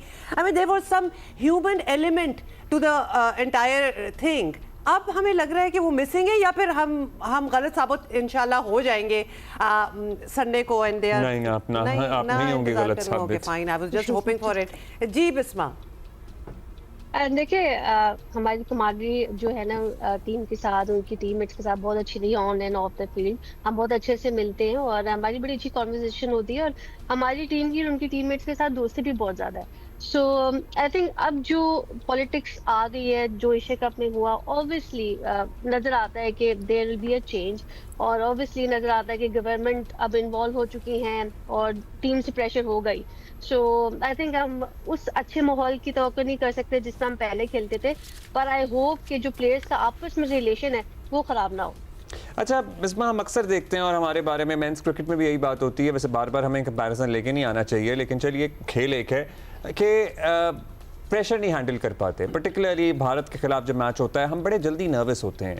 सो हम किस तरह हैंडल करें ये प्रेशर, और हम तवक्को करेंगे कि ख़वातीन मर्दों से बेहतर प्रेशर हैंडल करती हैं। मुझे लगता है इन जनरली इन लाइफ भी अगर कोई भी डिफिकल्ट सिचुएशन आ जाए तो I think women handle it better. So हम देखते हैं कि मुखालिफ टीमों पे तो कोई प्रेशर नहीं आता, हम अंडर प्रेशर क्यों नजर आते हैं इतना? देखिए, फॉर वुमेन्स टीम में बात करूंगी कि आप कितना प्रेशर सिचुएशंस में खेल रहे हैं और अपने आप को उस चीज के लिए तैयार कर रहे हैं, और आपका स्किल लेवल कितना है। आई थिंक फॉर इंडिया उनका इंफ्रास्ट्रक्चर बहुत स्ट्रांग है, और डेफिनेटली जिस इंफ्रास्ट्रक्चर से आते हैं वो कॉन्फिडेंस कैरी करके आते हैं, उनका स्किल लेवल बहुत अप है। तो आज हम लोग एक लिमिटेड क्रिकेट खेल रहे हैं, सो उसमें फिर हमारा एक कॉन्फिडेंस, उसके लेवल इतना इम्प्रूव नहीं है जो उस लेवल पे वो प्रेशर सिचुएशन को हैंडल करने के लिए होना चाहिए। तो I think there is a difference. और अगर आप ऑन पेपर भी बात करेंगे तो अभी अगर मेरे से पूछेंगे तो आई वुड से कि इंडिया जो है वो डेफिनेटली उनको एज है अभी फिलहाल। ऑलराइट, इंडिया को एज है। बिस्मा, ये भी बताइएगा हम थोड़ी सी उनकी एज उस तरह तोड़ सकते हैं कि पहले जब हम लोग होस्ट होते थे तो obviously India would not come to Pakistan and all the matches had to be somewhere else, जहां वो बड़े सेटल्ड बैठे हुए थे। लास्ट ईयर हमने देखा है टीमें ट्रैवल कर रही हैं और सारी टीमें जी उनसे खेलने के लिए दुबई जा रही हैं, whatever. Now we are in a place जहां हम सेटल्ड हैं। इंडिया ने जब खेलना होगा या जो भी है, दे नीड टू ट्रैवल, या फिर बाकी टीमें जो हैं वो ट्रैवल कर रही हैं। इसका एडवांटेज हमें होगा कि हम एक एनवायरनमेंट में हैं and we will read it better and be become more comfortable in it. और जब इंडिया आएगी उसको तो आना पड़ेगा ना, फ्लाई इन करना पड़ेगा जस्ट फॉर द मैच, तो उनको एडजस्ट करना पड़ेगा। जी बिल्कुल, एडवांटेज हमें है क्योंकि हमारी सारी मैचेस एक ही ग्राउंड में, और इसमें यह है कि जैसे इंडिया का मैच है, आई बिलीव कि जो टीम अच्छा खेलेगी उसको डेफिनेटली एज होता ही होता है। और जिस तरह की अभी मैंने इंडिया की भी जो पिचेस देखी हैं, उनके भी मैचेस देखे, तो आई डोंट फील है कि इतना कोई डिफरेंस है। अगर आप श्रीलंका की जो कल मैच हुआ और उससे पहले जो इंडिया में मैच हो रहा था, इतना कोई डिफरेंस नजर नहीं आया। उधर भी बॉल स्पिन कर रहा था, उधर भी बॉल स्पिन कर रहा था, और बैटर्स के लिए भी अच्छी थी। तो आई डोंट फील है कि बहुत ज्यादा डिफरेंस होगा, बट ऑफ कोर्स पाकिस्तान को स्लाइटली एज डेफिनेटली है कि वो एक ही ग्राउंड में सारे मैचेस खेल रहे हैं। ठीक, सो हम एंड में गुड लक ही कहना चाहेंगे। और कोई स्ट्रैटेजी आप बता दें हमें, मतलब संडे के लिए, जाहिर है आज फ्राइडे है, हम संडे को जब अगली दफ़ा मिल रहे होंगे, अगले हफ्ते आपसे बात हो रही होगी तो मैच हो चुका होगा। Is there any change that anything that we should keep in mind? हम संडे को अपनी क्या स्ट्रैटेजी रखें? आई थिंक अब इंडिया के मैच में आउटसाइड नॉइज बहुत ज्यादा होगी और डिस्ट्रैक्शन बहुत ज्यादा होगी for player. It's very very important कि आप लोग उस नॉइज और उस डिस्ट्रैक्शन से दूर रहें और अपना फोकस खाली जो ग्राउंड में क्रिकेट के लिए, इन द एंड क्रिकेट है, क्रिकेट खेलेंगे, मैच जीतेंगे। सो आई थिंक उससे हमारा मेनली फोकस होना चाहिए, प्लान हमारा अच्छा होना चाहिए, और उसकी एग्जीक्यूशन के लिए प्लेयर्स का जो क्लियर माइंड है, आई think that is very very important. अगर हम टॉस जीते तो क्या करें? फॉर इंडिया, देखिए इंडिया को हमने हमेशा अपने बॉलिंग से रोका है, उनकी बैटर्स को हमने पकड़ा है, उनके हमारे स्पिनर जो हैं उनकी बैटर्स को पकड़ लेते हैं। तो आई बिलीव अगर हम उनको पहले बॉलिंग करके पकड़ लेते हैं और कम रन से पकड़ लेते हैं तो आई थिंक हम उसको चेस कर सकते हैं। सही है, अगर टॉस जीते तो फिर हमें फील्डिंग करनी चाहिए। आपका मशवरा है, बहुत शुक्रिया आपका बिस्मा मारूफ साहिबा। Thank you so much for being here with us. Star है, and it has been such an honor to speak with her. Moving on, जरा क्रिकेट से ही ताल्लुक है इस बात का भी। हमें ये पता है कि भारत क्रिकेट में सियासत ले आया है और ये हम obviously we are living it now. This is a fact. We have to deal with it. लेकिन इस हद तक ले आएगा ये अंदाजा नहीं था। हुआ ये कि सना मीर वाला मामला जो है वो नज़रअंदाज अब नहीं किया जा सकता। कल विमेन वर्ल्ड कप के मैच में दौरान commentary ICC hall of fame में जगह पाने वाली वाहिद पाकिस्तानी खातून साबिक कप्तान सना मीर पाकिस्तानी खिलाड़ी नतालिया परवेज पर बात कर रही थी, और वहाँ कुछ ऐसी बात हुई। इनफैक्ट हम नहीं कह रहे, आप जरा सुने और बताएं कि इसमें ऐसी क्या बात हुई, लेकिन ये बात हुई and then we'll tell you what happened. मतलब आप लिटरली इस वक्त सोच रहे कि यहाँ क्या हुआ, ये क्या था। तो मतलब सना ने जिक्र किया कि नतालिया जो है उनका ताल्लुक आज़ाद कश्मीर से है, और ये आज़ाद का जो लफ्ज़ था ना, वो ऐसा कोई उन पे तो चुभ गया, आप समझे, इंडिया को। और ये क्लिप वायरल हो गया उसके बाद, और वहाँ का सोशल मीडिया इसको चलाने लगा, और ऐसे कैसे एक हकीकत को मतलब क्या उनको प्रॉब्लम क्या थी, आपको क्या लग रहा है? हमें पता है वैसे चलाने भी लगा, चिल्लाने भी लगा साथ और में। चिल्लाने भी लगा। वो जिस तरह करते हैं, जाहिर है उन्हें कश्मीर को आजाद कहने से मसला था basically, obviously, but why not, हमारे यहाँ यही कहते हैं। सना ने और कुछ देर आज़ाद तो है। बर्दाश्त किया, फिर वो एक्स पर वजाहत उन्होंने की, लिखा कि मामला इतना है नहीं जितना बढ़ाया जा रहा है, मकसद कोई सियासी एजेंडा नहीं था, नतालिया के यहाँ तक पहुँचने का सफ़र बयान करना था। सना ने यह भी लिखा कि ये इन्फॉर्मेशन उन्होंने एक वेबसाइट से ली है जहाँ नतालिया की जाए पैदाइश आज़ाद जम्मू कश्मीर लिखी गई है, स्क्रीनशॉट भी शेयर किया। दिलचस्प बात यह है कि वो वेबसाइट भी इंडियन ओन्ड ही है और वेबसाइट ने फौरी तब्दीली भी उसके बाद कर डाली। अंदाजा करें। अच्छा, हमने अपनी रिसर्च की और हमें पता चला कि एक इंडियन क्रिकेटर है, उमरान मलिक उसका नाम है, so he comes from Kashmir as well, and और जब इंडिया ने उसको इंट्रोड्यूस किया या कहते हैं तो दे यूज तो टर्म जहाँ से वो आया, हमने कभी एतराज़ किया? मतलब अगर कोई कश्मीर से है तो वो कश्मीर से ही होगा, या फिर हम उसको वाइट कोट करके, शुगर कोट करके कुछ और बना लें? तो ये बड़ी अजीब। विक्रांत गुप्ता ने तो दावा कर दिया कि आईसीसी ने तफ्तीश शुरू कर ली है, और सना आप कमेंट्री बॉक्स में नजर नहीं आएंगी। वैसे बात ये है कि आप लोग भी ये आईसीसी के मंच पे आके ना कोई ऐसी बेतुकी बातें कर गए हैं कि आपने एक ऑलमोस्ट प्रेसिडेंट सेट कर दी है। हम जिन बातों के बारे में सोचते भी नहीं थे, आपने लाके वो फेंक दिए। अब किसी से गलती भी नहीं है। That Natalia is from Azad Kashmir, it needs to be said, this is a fact. And ये और इन जैसे बहुत से लोग ना, इनकी बड़ी ही काबिल तर्स सिचुएशन होती है, क्योंकि जाहिर है इन्हें हमने तो इज्जत भी दी थी, मेहमान नवाजी भी की थी, लेकिन ये वहाँ पे एडजस्ट करने के लिए, वहाँ पे अपनी जगह बनाए रखने के लिए जिस तरह ये माउथ पीस का काम सर अंजाम देते हैं, उसका जर्नलिज्म से तो कोई ताल्लुक नहीं हो सकता। और फिर ये नॉन इश्यूज को इशू बना देना कि इसने कह दिया, और सैयद याया हमारे साथ जर्नलिस्ट प्रोग्राम स्कोर के मेजबान हमारे साथ मौजूद हैं। याया भाई, ऑब्वियसली हम तो ये सुनते और मतलब गुजार देते, अब ये इतना बड़ा मुद्दा, इतना बड़ा मामला बना दिया है, इस पे क्या डेवलपमेंट हुई है अब तक? कल रात को अपने एक्स अकाउंट पर सना मीर ने वजाहत जारी की, और अब्दुल्ला कल जिस अंदाज में उन्होंने वजाहत जारी की वो इस वक्त आप स्क्रीन पर चला भी रहे हैं, और उन्होंने कहा कि मेरा किसी की दिल आजारी करने का कोई मकसद नहीं था। एज ए कमेंटेटर हमारा काम किसी कौन कहाँ से बिलोंग करता है, उसकी कहानी क्या है, वो बयान करना है, और मैंने वो बयान किया। और उन्होंने सबूत के तौर पर जो है वो 2 क्रिकेट वेबसाइट के जो है वो स्क्रीनशॉट भी लगाए। और दिलचस्प बात यह है कि एक वेबसाइट जहां पर लिखा गया था कि she belongs to Natalia Parvez Azad Kashmir, वहां को जो है अब चेंज कर दिया गया है, लेकिन वो जो पुराना शॉट था वो तो अब भी मौजूद है।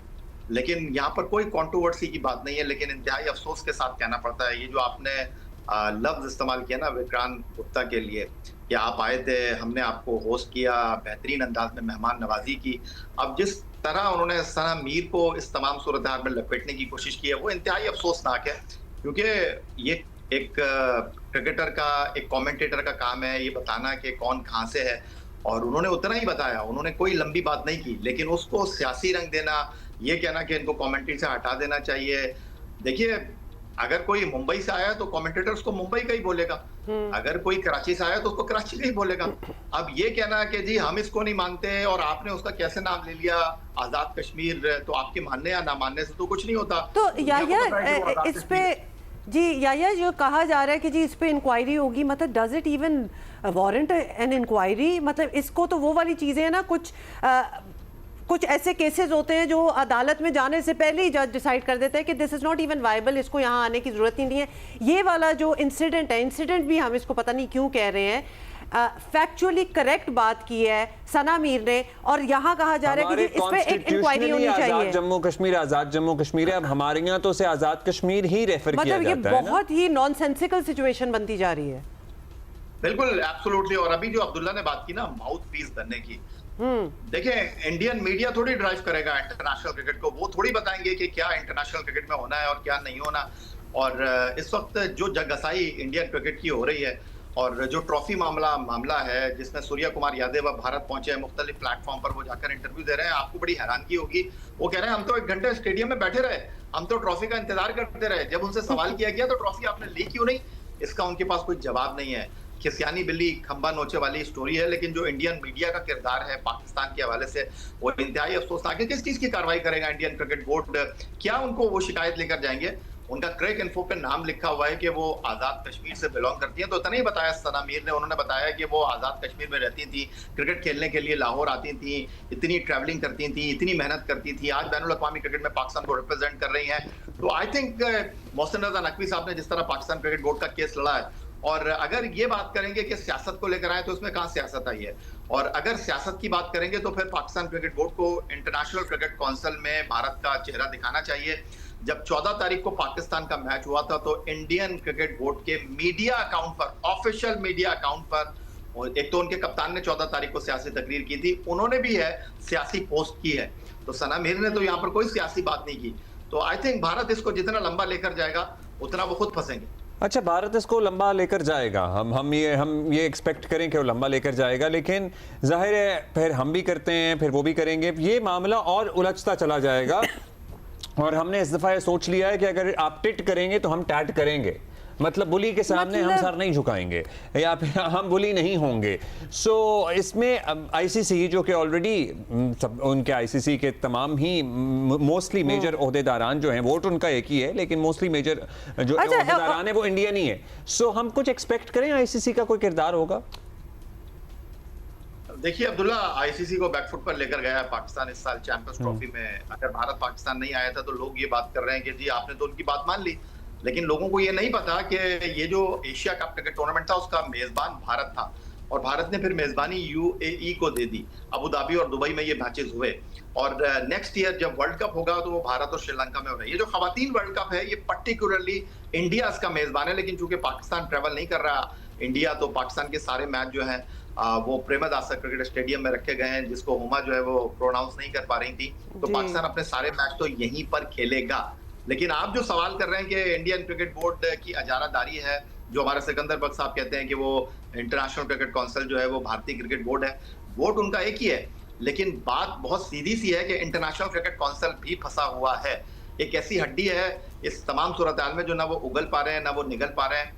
10 दिन होने वाले हैं सूर्या कुमार यादव, हारिस रऊफ और साहबजादा फरहान की जो हेयरिंग हुई है, जो उनसे सवाल जवाब हुए हैं, अब तक सिर्फ मीडिया ही बता रहा है, मीडिया ही गा रहा है कि उसको इतना फाइन हो गया, उसको इतना फाइन हो गया, लेकिन अभी तक इस बारे में इंटरनेशनल क्रिकेट काउंसिल की कोई ईमेल जनरेट नहीं हुई है।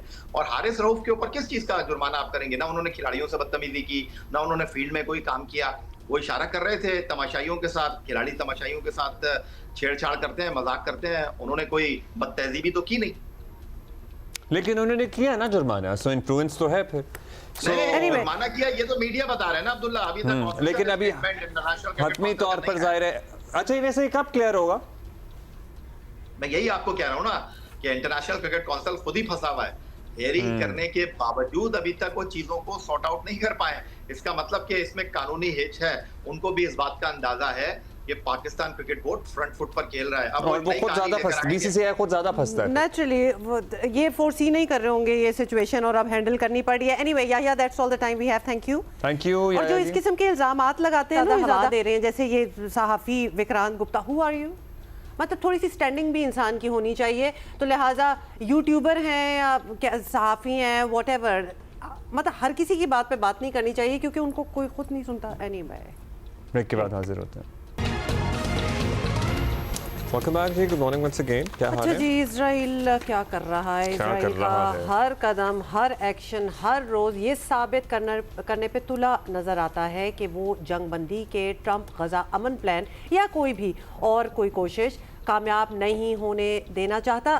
कोई इंटेंशन होती है ना किसी की, जो कि एक्चुअली अमन की बात हो रही हो, दुनिया में पूरी कॉन्फ्रेंसेस हो रही हो, आप खुद वहाँ पहुँच के कहें कि okay fine we are on board, लेकिन हरकतें आपकी कुछ और हों, सिंसियरिटी इतनी आपकी ऑफ हो, मतलब कि नजर आ रहा हो कि these are just words coming out of your mouth, लेकिन आपने एक्चुअली करना कुछ नहीं है। क्योंकि अब जाहिर है इस बात पे भी सवाल उठना शुरू हो गए हैं ना कि नेतन्याहू क्या ये चाहते भी हैं कि जंगबंदी हो या जंग ख़त्म हो, क्योंकि उनका अपना पॉलिटिकल करियर भी एट स्टेक है, उनकी अपनी हुकूमत भी एट स्टेक है, और साथ ही साथ एक थ्योरी ये भी है कि अगर ये जंग बंदी हो जाती है या मुआहिदा हो जाता है तो एकदम से प्रेशर सारा हमास पे आ जाएगा, क्योंकि जिस तरह की शराइत इस अमन मुआहिदे में दर्ज हैं. सो या अमन की sincerity- for him as well. So it is too early to say anything. अब तो दुनिया की आंखें आपको पता ही है खुली रही हैं आहिस्ता आहिस्ता. ट्रंप के ऐलान करदा प्लान पर मुस्लिम और अरब ममालिक के तहफ़्फ़ुज़ात भी बाज़ाब्ता सामने आ चुके हैं. कतरियों ने तो ये भी कहा था कि आप मंडे को यह अनाउंसमेंट ना करें. लेकिन ऑब्वियसली जंग बंदी की फौरी ज़रूरत के तहत इसे मुकम्मल मुस्तरद कोई नहीं कर रहा. ऑल्दो रिजर्वेशंस डेफिनेटली हैं, बल्कि हमास पर दबाव है कि वो आज ही इस पर कोई जवाब दे.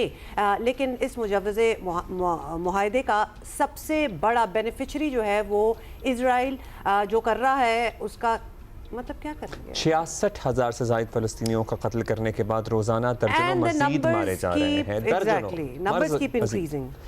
ज़मीनी कार्रवाइयाँ भी तेज़ हो चुकी हैं. यह होता है ना कि मतलब उसी रफ्तार से जारी हैं या रुक जाए, नहीं, और तेज़ हो गई हैं. जो कसर रह गई थी वो पूरी हो रही है. फ़लस्तीनियों के लिए खुराक और इमदाद लाने वाले निहत्ते लोगों पर क्रैकडाउन से ये कसर पूरी की जा रही है. इंटरनेशनल समूद फ्लोटिला पर हल्ला बोला गया है और आखिरी इत्तलात के मुताबिक 2-4 कश्तियों के अलावा तमाम बेड़ा इसराइली कब्जे में है और ज़राए के मुताबिक 500 के करीब निहत्ते अफराद इसराइली फ़ौज की हिरासत में हैं. और इन लोगों में सिर्फ मुस्लिम ममालिक ही नहीं, यूरोप, मैक्सिको वगैरह से भी लोग शामिल हैं. मुसलमान ही नहीं, मसीही और यहूदी भी हैं.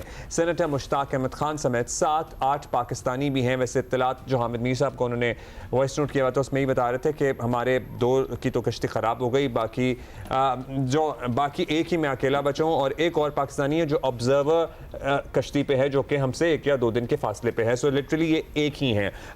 सो या ये है सूरत हाल. तमाम आलमी रहनुमाओं ने इस हरकत की मज़ीद मजम्मत की है. इसराइल से जो मुसाफिरों की फौरी रिहाई और लाई जाने वाली इमदाद की गज़ा तक रसाई का मुतालबा किया गया है, लेकिन इसराइल अब तक कुछ मानने को एज एक्सपेक्टेड तैयार नहीं है.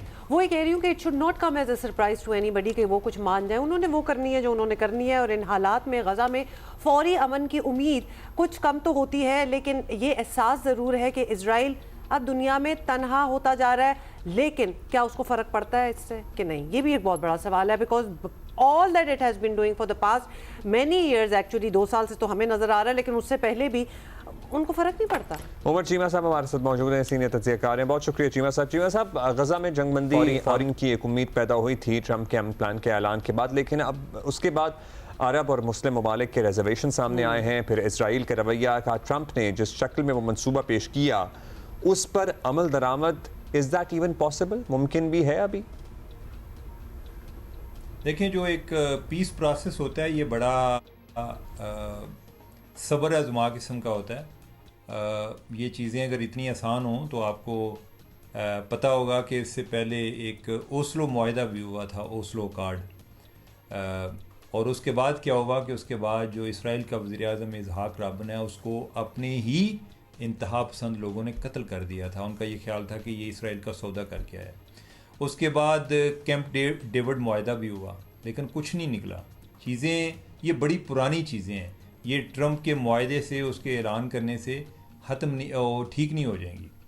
ये अलबत्ता इतना ज़रूर ख्याल था कि कोई जंग बंदी की तरफ जाएंगी. अब उसमें हमास पे मुसलमान ममालिक अभी भी दबाव डाल रहे हैं. वो चाह रहे हैं कि किसी तरह से ये जंग बंदी कराई जाए. वो भी नहीं हो रही. मुझे इस मुआहिदे से उम्मीद ट्रंप की वजह से नहीं थी. मुझे इसलिए उम्मीद है कि इतने मुसलमान ममालिक इसमें शामिल हुए हैं तो कोई चीज़ें आगे बढ़ेंगी. मैं अभी भी वैसे मायूस नहीं हूँ. अब यही है कि जैसे इसराइल को अगर आर्म ट्विस्टिंग करनी है तो वो ट्रंप ने करनी है.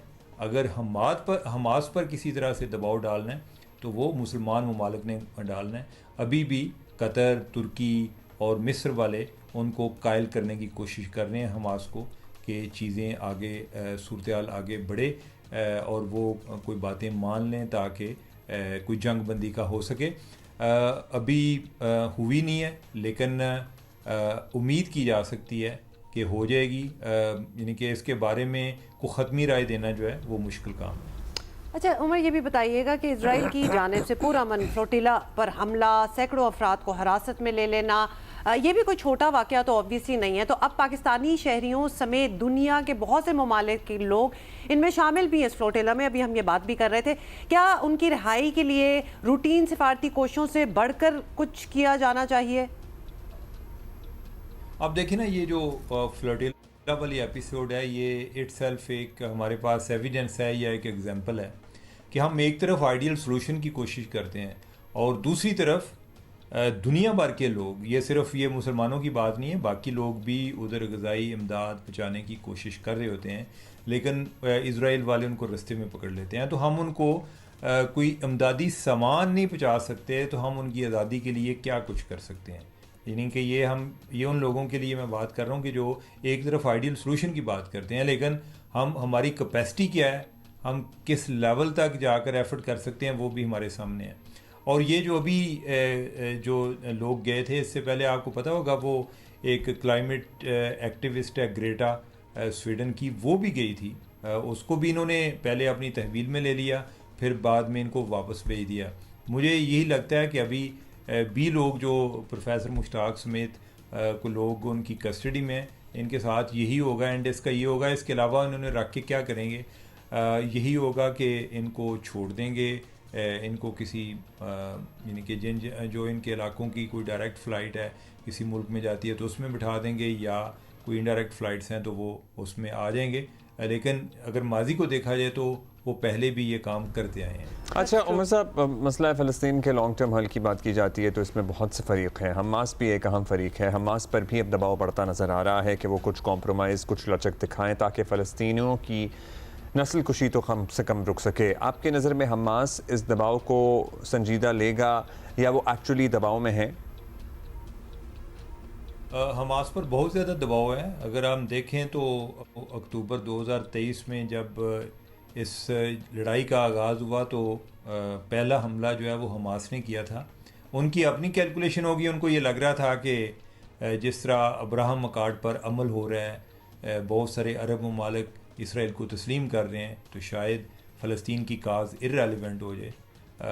फ़लस्तीन की काज तो बहुत रेलेवेंट होगी उसके बाद, लेकिन 60,000 से ज़्यादा फ़लस्तीनी बेचारे शहीद हो चुके हैं और इसराइल को अभी भी पूरी बेशर्मी के साथ बंदे मारते जा रहे हैं। उनको इस बात की कोई परवाह नहीं है कि कोई इंसानियत का कत्ल हो रहा है, जेनोसाइड हो रहा है बाकायदा तौर पे। तो अभी हमास पर दबाव है, जो इसराइल है या नेतन्याहू है उसकी आर्म ट्विस्टिंग के लिए डोनाल्ड ट्रंप मौजूद है, जो मुसलमान ममालिक हैं वो हमास पर दबाव डाल रहे हैं। अब हमास वाले कह रहे हैं कि हम इस पर गौर करने को तैयार हैं, लेकिन हमें टाइम दिया जाए, और वो टाइम जो है वो इसी शक्ल में मिल रहा है कि उधर जो बमबारी है गज़ा के इलाके में वो जारी है। अब देखते हैं कि इन कोशिशों का क्या नतीजा निकलता है, जो कि 3 इस्लामी ममालिक कर रहे हैं, तुर्की कर रहा है, जो कतर वाले कर रहे हैं और मिस्र वाले कर रहे हैं। तो उम्मीद बेहतरी की रखनी चाहिए, और लेकिन ये एक लंबा अमल है, ये एक पेचीदा अमल है, ये एक बड़ा ही सब्र आज़मा किस्म का अमल।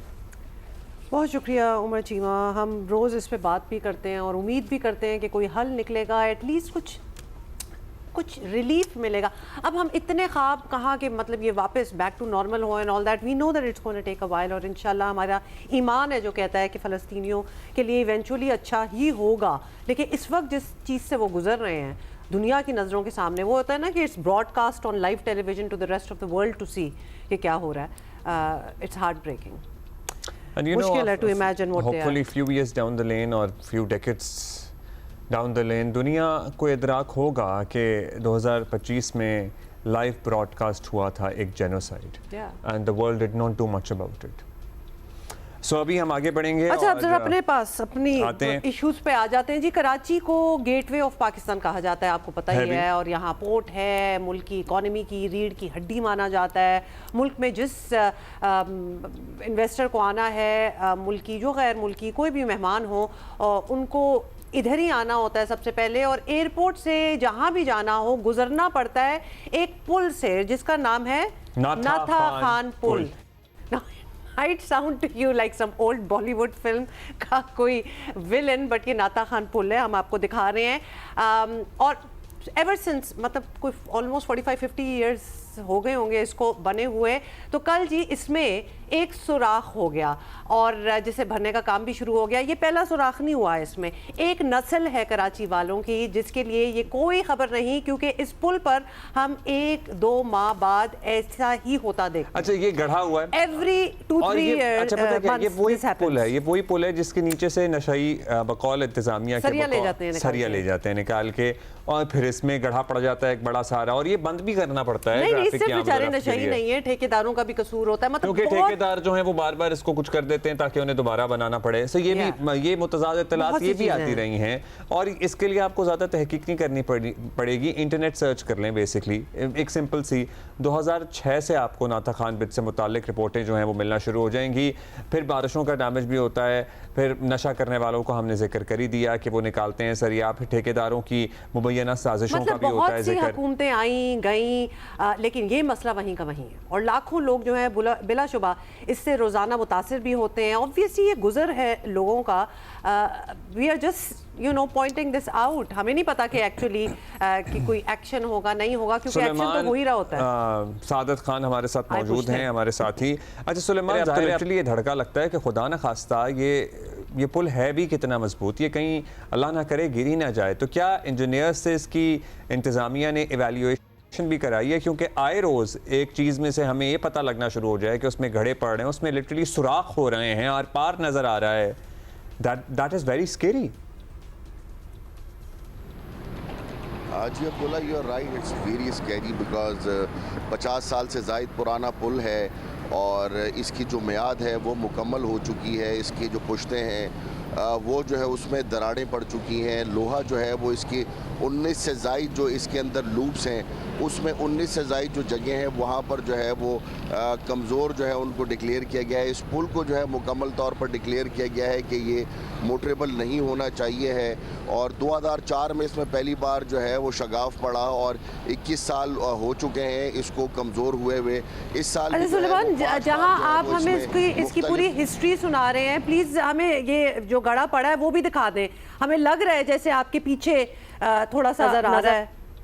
ओके, हाँ सुलेमान, मेरे साथ मेरे कैमरामैन मौजूद हैं, वो आपको दिखाएंगे ये गढ़ा। आप देखें अब्दुल्ला और हुमा कि किस कदर जो है ये बड़ा गढ़ा है, और नीचे की जो है वो इस ज़मीन की तह जो है वो दिखाई दे रही है मुकम्मल तौर पर, और नीचे जो ज़मीन है वो दिखाई दे रही है। और ना सिर्फ ये पहली बार इस तरह का गढ़ा पड़ा है, ये इस साल में 5वां गढ़ा है, यानी कि इस साल ये 5वीं बार जो है वो इसकी मेंटेनेंस की जा रही है। तो 10 माह में अगर आप ऑन एवरेज देखें तो हर 2 माह में जो है वो यहाँ पर इस तरह का एक गढ़ा पड़ता है। देखिए वैसे ये ठेकेदारों ये मुझे आई वंडर कि ये क्या करते हैं, फिर कैसे करते हैं, क्योंकि स्टील रीइंफोर्समेंट, स्टील को एपॉक्सी के साथ जोड़ना, उसमें कोई एयर ना बने, उसमें कोई पार्टिकल ना हो, उसके बाद दोबारा कंक्रीट डलना, this is a very technical मुझे प्रोसेस। तो इस बात पे एतराज है सुलेमान और अब्दुल्ला कि आप इसको गड़ा कह रहे हैं। गड़ा कोई छोटी सी चीज होती है, मतलब ये तो पूरा एक किंग साइज पूरा एक कमरा है, तो this is not a small thing. इसमें तो पूरी गाड़ी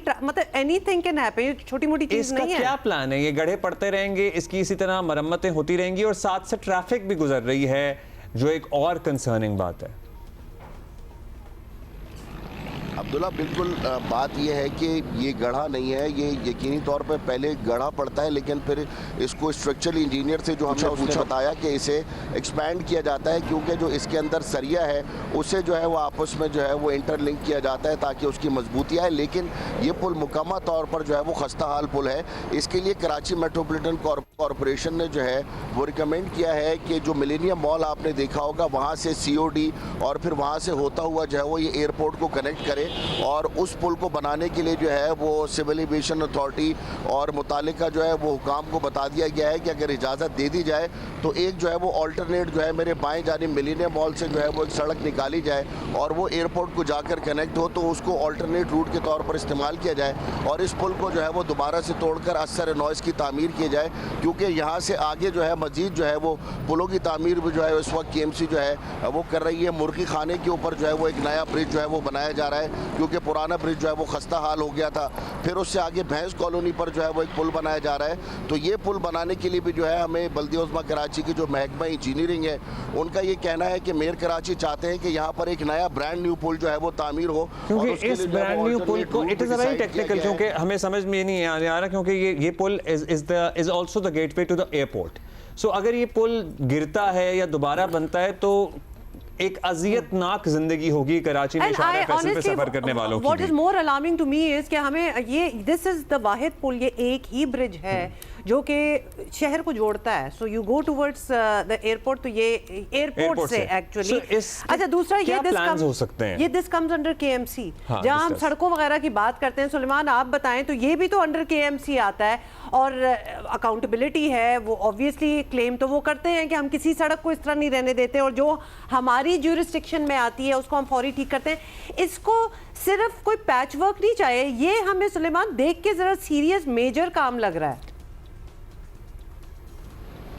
यू आर राइट हुमा। बात यह है कि इस पुल को ऑलरेडी जो है वो डिक्लेयर किया जा चुका है कि ये पुल जो है वो खस्ता हाल हो चुका है और इसे दोबारा जो है वो बनाने की ज़रूरत है। और जिस तरह से अब्दुल्ला ने पूछा कि ये गेटवे है, यकीनी तौर पे ये गेटवे है जहाँ से मैं आपको रिपोर्ट कर रहा हूँ। ये रोड जो है जाता है टुवर्ड्स एयरपोर्ट। मेरे बाएं जानिब जो है वो एक सिविल एविएशन अथॉरिटी की जगह है। जो लोग जो है वो एयरपोर्ट या सिविल एविएशन में काम करते हैं उनकी एक कॉलोनी है। ये रास्ता जो है वो सीओडी से होता हुआ मिलेनियम मॉल की जानिब जाता है। तो मिलेनियम मॉल से जो है वो एक ऑल्टरनेट रूट जो है वो बताया जाता है कि अगर सिर्फ 6 माह का वक्त मिल जाए तो इस 6 माह के वक्त में जो है वो एक ऑल्टरनेट रूट जो है वो बनाकर एयरपोर्ट से कनेक्ट किया जाए, ताकि लोग जो है वो शारजा फैसल से जो है वो बाएं जानिब मुड़े और मिलेनियम से जो है वो होता हुआ सीधा जो है वो इस रास्ते को 6 माह तक इस्तेमाल करें। तो ये पुल जो है वो तामीर हो जाएगा। इस पुल की एक वजह यह है कि इसके नीचे से जो है वो एक नाला गुजर रहा है, 124-125 फीट चौड़ा नाला, जो कि यहाँ से नाता खान कॉलोनी शाह फैसल को जो है वो होता हुआ जो है वो जाता है और वो फिर जाकर मलीर नदी में गिरता है। तो ये एक इसके नीचे से इसकी बुनियादी वजह है यहाँ पुल बनाने की, वरना यहाँ से रोड भी गुजर सकता था।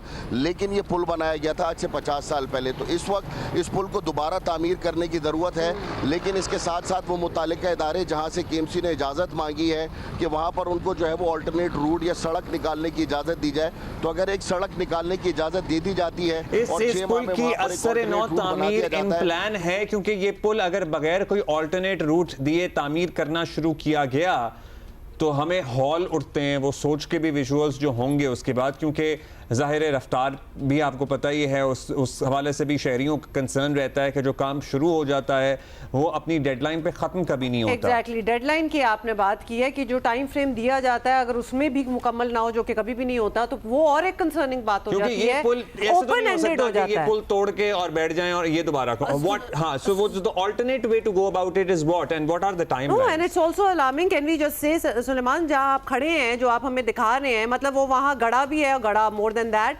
गाड़ियां भी इर्द गिर्द से गुजर रही हैं। ये बहुत ज्यादा एक डेंजरस सिचुएशन बनी हुई है।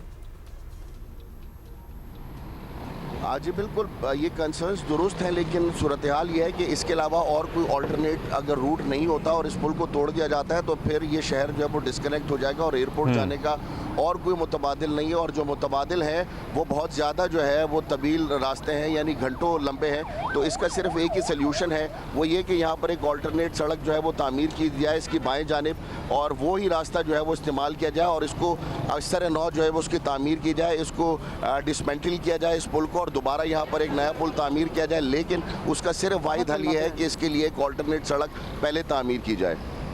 अच्छा, एक तो ज़रा रूट समझा दें तमाम लोगों को जो देख रहे हैं, for those who are not aware of the surroundings of this area, कि ये कहाँ से आ रहा है और कहाँ से जा रहा है रूट। दूसरा ये कि इसका को बस यही है कि ये इसकी मियाद पूरी हो गई है या इसको रीइंफोर्स भी किया जा सकता है? इस पे कोई बोर्ड बैठा है, इस पे कोई मीटिंग बैठी है, कोई इंजीनियर? रीइंफोर्स से ये भी डर लगता है ना कि कौन क्वालिटी चेक करेगा कोई इसकी, इंजीनियर्स जो हैं वो ऐसे सोल्यूशन के साथ आए हैं। अगर नीचे इसके नीचे ही कुछ रीइंफोर्समेंट का काम किया जाए तो हो सकता है 10 साल और निकाल जाए, लेकिन इस हालत में तो ये डेंजरस है। अब्दुल्ला, देखिए, जो लोग गुलिस्तान जौहर से आते हैं, मिलेनियम मॉल से सीओडी और फिर वहाँ से बाएं जाने मुड़ते हैं, वो लोग इस रूट को इस्तेमाल करते हैं। मेट्रोपोल से जो लोग आते हैं बजरिया शारा फैसल वो लोग इस्तेमाल करते हैं। ये रोड जो है जहाँ पर ये पुल इख्तिताम पजीर होता है वहाँ से फलकनाज और फिर वहाँ से मलीर और मलीर हॉल्ट और फिर उसके बाद आगे के जो है वो इलाके शुरू होते हैं और भैंस कॉलोनी और फिर उसके बाद जो है वही हाईवे तक जाता है। तो ये अहम तरीन शारा है और इस शारा को जो है वो इस तरह से बंद नहीं किया जा सकता जब तक इसका ऑल्टरनेट रूट ना हो। मतलब ये भी बिल्कुल आपने सही बात की है, बिकॉज पूरी कर चुका है। बिल्कुल हम ये समझ सकते हैं ऑल्टरनेट रूट भी कोई नहीं है। मतलब ये वो शारा है जो कि anybody who comes to Karachi वो शारा फैसल पे तो जाएगा ही जाएगा और ये वहाँ पुल है। ये बताइए ये जो होल है ये गड़े की जिसकी हम बात करें, अब हम बड़े कंसर्न्ड हो गए हैं एंड वी वांट कि जो हमें देख रहे हैं जो वहाँ से गुजरते हैं वो भी बड़े केयरफुल रहें। अब हमें ये बताया जा रहा है हर 2-3 महीने बाद वहाँ एक गड़ा तो पड़ता ही है, तो विच मीन्स कि जो चीज़ें ठीक होती होंगी, जो पार्ट ठीक होता होगा इस पुल का, उसमें दोबारा और फिर दोबारा गड़े पड़ रहे होंगे। ऐसा ही है क्योंकि अगर 19 सालों से अगर आपका कैमरामैन भी अगर मोड़ के दिखा सके हमें ज़रा पूरे ब्रिज का एक शॉट दिखा दें, हम देख लें, वो ज़्यादा हमें डर लग रहा है कि अगर एक चीज़ मुरम्मत हो गई हो, ठीक हो गई हो, वो बार बार ख़राब हो रही हो तो वो कितनी रिजिलियंट, मतलब वो कितनी रह जाएगी सही कि वो अपनी जगह खड़ी रहे। बेसिकली ये कह रही है गिर ना जाएगा। जी यही कह रही हूँ। नहीं इस तरह की सूरत हाल बिल्कुल नहीं है कि ये पुल खुदा न खास्ता कोई गिर जाएगा। यकीनी तौर पर इसमें गड्ढे पड़े हैं और जिस तरह से हुमा आपने चाहा कि मैं आपको ये पूरा पुल दिखाऊं तो मैं अपने कैमरामैन से चाहूँगा कि वो आपको दिखाएं। दाएं जानिब ये जो गाड़ियाँ हैं ये मुकम्मल तौर पर जो है वो आ रही हैं और अपनी तेज़ रफ्तारी के साथ जो है वो यहाँ से गाड़ियाँ गुजर रही हैं और ऐसी कोई सूरत हाल नहीं है कि खुदा न खास्ता ये कोई सड़क जो है वो बैठ जाएगी या ये पुल जो है वो मुकम्मल तौर पर ढह जाएगा और यहाँ पर जो है कोई बहुत बड़ा हादसा। ऐसी सूरत हाल नहीं है क्योंकि वक्तन फ़वक्तन इसका पैच वर्क जो है वो हो रहा है और केएमसी जो है वो इस जो क्योंकि ये पुल खस्ता हाल है तो इसका पैच वर्क जो है वो करती रहती है वक्तन फ़वक्तन। ये साल का 5वां गड़ा है, गड़ा पड़ते ही जो है वो 3 से 4 हफ्ते में उसे मुकम्मल तौर पर जो है वो जो भी स्टैंडर्ड्स हैं जो कि इंजीनियरिंग स्टैंडर्ड्स हैं उसके मुताबिक इसको फुलफ़िल कर दिया जाता है।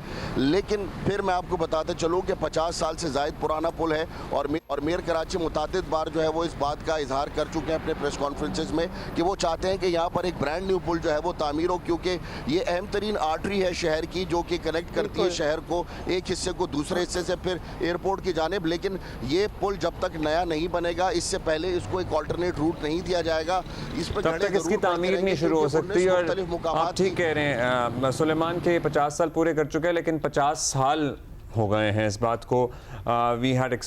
वी मस्ट एक्सपेक्ट के पहले से कुछ प्लानिंग हो जाए। जिस पुल ऑल्टरनेट पुल की आज बात हो रही है इसकी मियाद हो चुकी है ना, उस पर कोई 2 साल पहले, 3 साल पहले, 4 साल पहले, 6 साल पहले, 17 साल पहले, 20 साल पहले काम शुरू हो जाए। अगर ऑल्टरनेट रूट निकाल लेना और नया पुल खड़ा करना हो तो उसमें ज़्यादा देर नहीं लगती पुल खड़ा करने में। हमने देख लिया है अब दुनिया में भी, मतलब रेडीमेड पार्ट्स आ जाते हैं और आप एक पुल बना लेते हैं। मैंने ऑब्वियसली इट्स नॉट लेगो और एनीथिंग लाइक दैट, लेकिन अंडर ए ईयर में हमने पुल बनते हुए पाकिस्तान में ही देखे भी हैं। हाँ, और it is kind of a lego, pillars खड़े करने होते हैं। Fine if you want to call it that. लेकिन लेगो कहने से लग रहा था ना कि हम उसको बिल्कुल ही नॉन सीरियस कर रहे हैं, बट इट इज पार्ट्स जोड़े जाते हैं और पुल बन भी जाता है और यकीनन माहिरीन को ये सब कुछ पता है, so it should be done.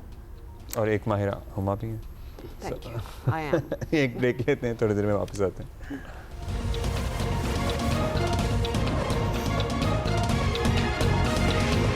अच्छा जी, पाकिस्तान में कारोबार और रोजगार के इश्यूज पर अक्सर बात होती रहती है, ब्रेन ड्रेन का जिक्र भी होता रहता है और अब अनएम्प्लॉयमेंट की बात भी होती है और हमारे लिए सेटबैक होती हैं ऐसी खबरें भी, जैसे कि पीएनजी ने अपने ऑपरेशंस बंद करने का ऐलान किया और जाहिर है लेऑफ्स होंगे।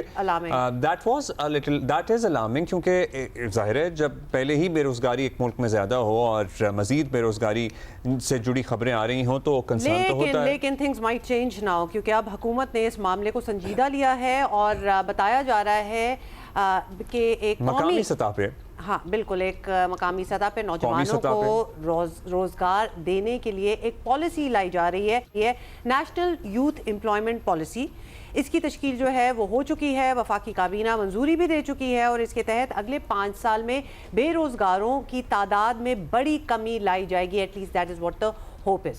हाँ जी, लेबर फोर्स में ख़वातीन की तादाद कम अज़ कम 35% करनी की भी इसमें शक शामिल है। नए स्टार्टअप्स, महदूद दर्जे के कारोबार में 10% इजाफा होगा।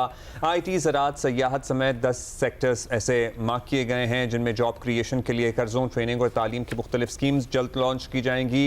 ये कैसे होगा, फ्रैंकली इसमें नया क्या है, ये बताने के लिए चेयरमैन वज़ीर आज़म यूथ प्रोग्राम राना अहमद खान साहब हमारे साथ मौजूद हैं। राना साहब, शुक्रिया आपने वक्त दिया। राना साहब, पता क्या है मसला, ये है कि बहुत से वादे होते हैं, बहुत सी बातें की जाती हैं, लेकिन बातें बहुत बुलंदोबांग होती हैं, दावे बहुत बुलंदोबांग होते हैं, उसका असर नहीं नज़र आता। हमारे जो हालिया माशी सूरत हाल है उसमें हमारी ख्वाहिश ये है कि हमारी एक्सपोर्ट लेड इकॉनमी हो, लेकिन उस सिलसिले में क्या हो रहा है हमारे सामने नहीं आता। फिर हमने बीच में इन्वेस्टमेंट की बहुत बातें सुनी थी कि दीगर मुल्क हमारे मुल्क में इन्वेस्ट करेंगे, लेकिन वादे और बातों की हद तक मामलात महदूद रहते हैं। सो ये जो आपका प्लान है, सबसे पहले यही एक्सप्लेन कर दें कि क्या है एक्चुअली। बिस्मिल्लाहिर्रहमानिर्रहीम। देखें, हम बातें नहीं करते हैं, हम ग्रास रूट लेवल पे काम करते हैं। और प्राइम मिनिस्टर यूथ प्रोग्राम जो है under direct supervision of Shahbaz Sharif साहब, हमने 26 मार्च को पाकिस्तान का पहला डिजिटल यूथ हब जो है उसका लॉन्च किया था। उस डिजिटल यूथ हब के अंदर चाहे एजुकेशन से रिलेटेड जो अपॉर्चुनिटीज हैं, चाहे एनवायरनमेंट से रिलेटेड हैं, चाहे उसके अंदर एम्प्लॉयमेंट से रिलेटेड हैं, चाहे इंगेजमेंट्स हैं, तो उसका फायदा ये हुआ कि उसमें आज के दिन तक 6 लाख से ज्यादा बच्चे बच्चियां अपने आप को रजिस्टर करा चुके हैं। 20 लाख से ज्यादा उसके डाउनलोड हो चुके हैं। 7,000 से ज्यादा कंपनियां with in Pakistan and outside Pakistan अपनी अपॉर्चुनिटीज के साथ आज के दिन तक रजिस्टर हो चुकी हैं, और हर आने वाला दिन इसमें इजाफा हो रहा है। इसके साथ साथ हम काम कर रहे थे, हम एक पॉलिसी फ्रेमवर्क बना रहे थे, जो जब शहबाज शरीफ साहब पहली दफा वजीर आजम बने तो उसी वक्त उन्होंने एक टास्क फोर्स बनाई थी, और उस वक्त की जो चेयरपर्सन थी प्राइम मिनिस्टर यूथ प्रोग्राम की मैडम शाहजा ख्वाजा, उसको हेड कर रही थी। हमने इसके अंदर तमाम स्टेक होल्डर, चाहे वो बैंक्स थे, चाहे वो कॉरपोरेट्स थे, चाहे वो चैम्बर्स थे, मतलब हमने तमाम सेगमेंट्स ऑफ सोसाइटी को मिला के जहां जहां पर एम्प्लॉयमेंट अपॉर्चुनिटीज की बात होती है, तो हमने इस पे 1.5 से 2 साल काम किया। इसको फिर हमने पॉलिसी बना के कैबिनेट में लेकर गए। अब उस पॉलिसी का फायदा क्या है? एक तो प्रॉपर फ्रेमवर्क आ गया जिसके ऊपर चलना है, उसको स्ट्रेंथन करने के लिए पीछे डिजिटल यूथ हब जो एक शफाफियत मेरिट की बुनियाद पे, और आज होने क्या जा रहा है, इस पॉलिसी के लॉन्च के बाद हम डिस्ट्रिक्ट लेवल के ऊपर एम्प्लॉयमेंट एक्सचेंजेस बनाने जा रहे हैं। हम, आपने जिस तरह खुद कहा कि वर्क फोर्स में 35% ख्वातीन मिनिमम उनका जो है वो उनकी हम इंक्लूसिविटी को यकीनी बनाएंगे। प्लीज जी, शमूलियत उनकी यकीनी बनाएंगे।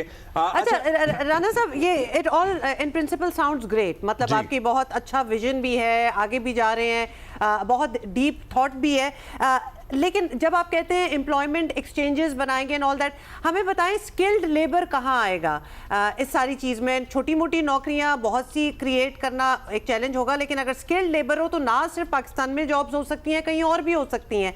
दैट मरहला कम्स लेटर, लेकिन स्किल होना बहुत ज़रूरी है। उसके लिए क्या किया जा रहा है?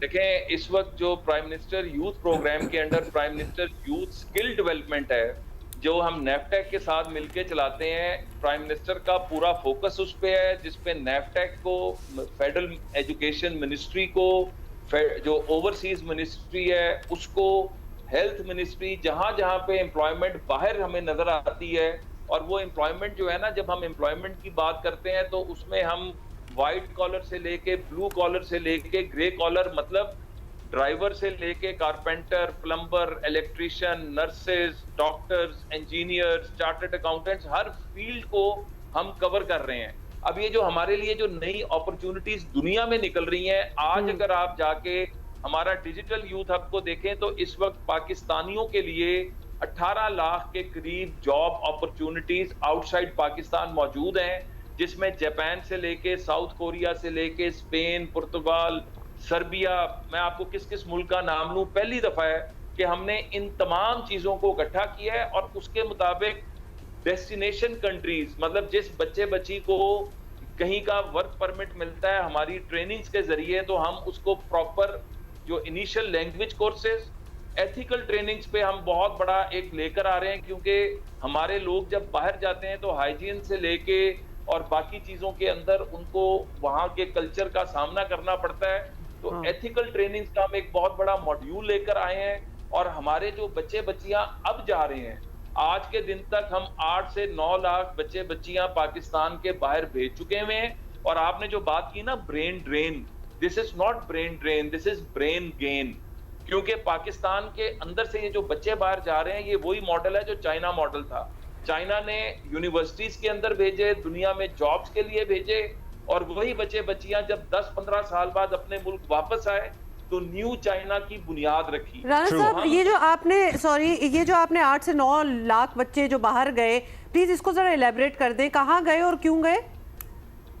ये हमारा पोएपा जो हमारे साथ मिलके काम कर रहे हैं, जो हमारे बाकी इदारे, आईटी इंडस्ट्री जो काम कर रही है, इस वक्त 2 तरह के काम हो रहे हैं। ये वो फिगर्स हैं जो पाकिस्तान से बाहर सऊदी अरब, जीसीसी कंट्रीज, कतर, फिर उसके बाद आप हैरान होंगे कि इस वक्त हमारा एक बहुत बड़ा नंबर जापान में जा रहा है, साउथ कोरिया में जा रहा है, स्पेन के हमारे पास अपॉर्चुनिटीज अब आई हैं, पुर्तगाल, सर्बिया के अंदर कोई 32,000 की करीब जॉब्स हैं।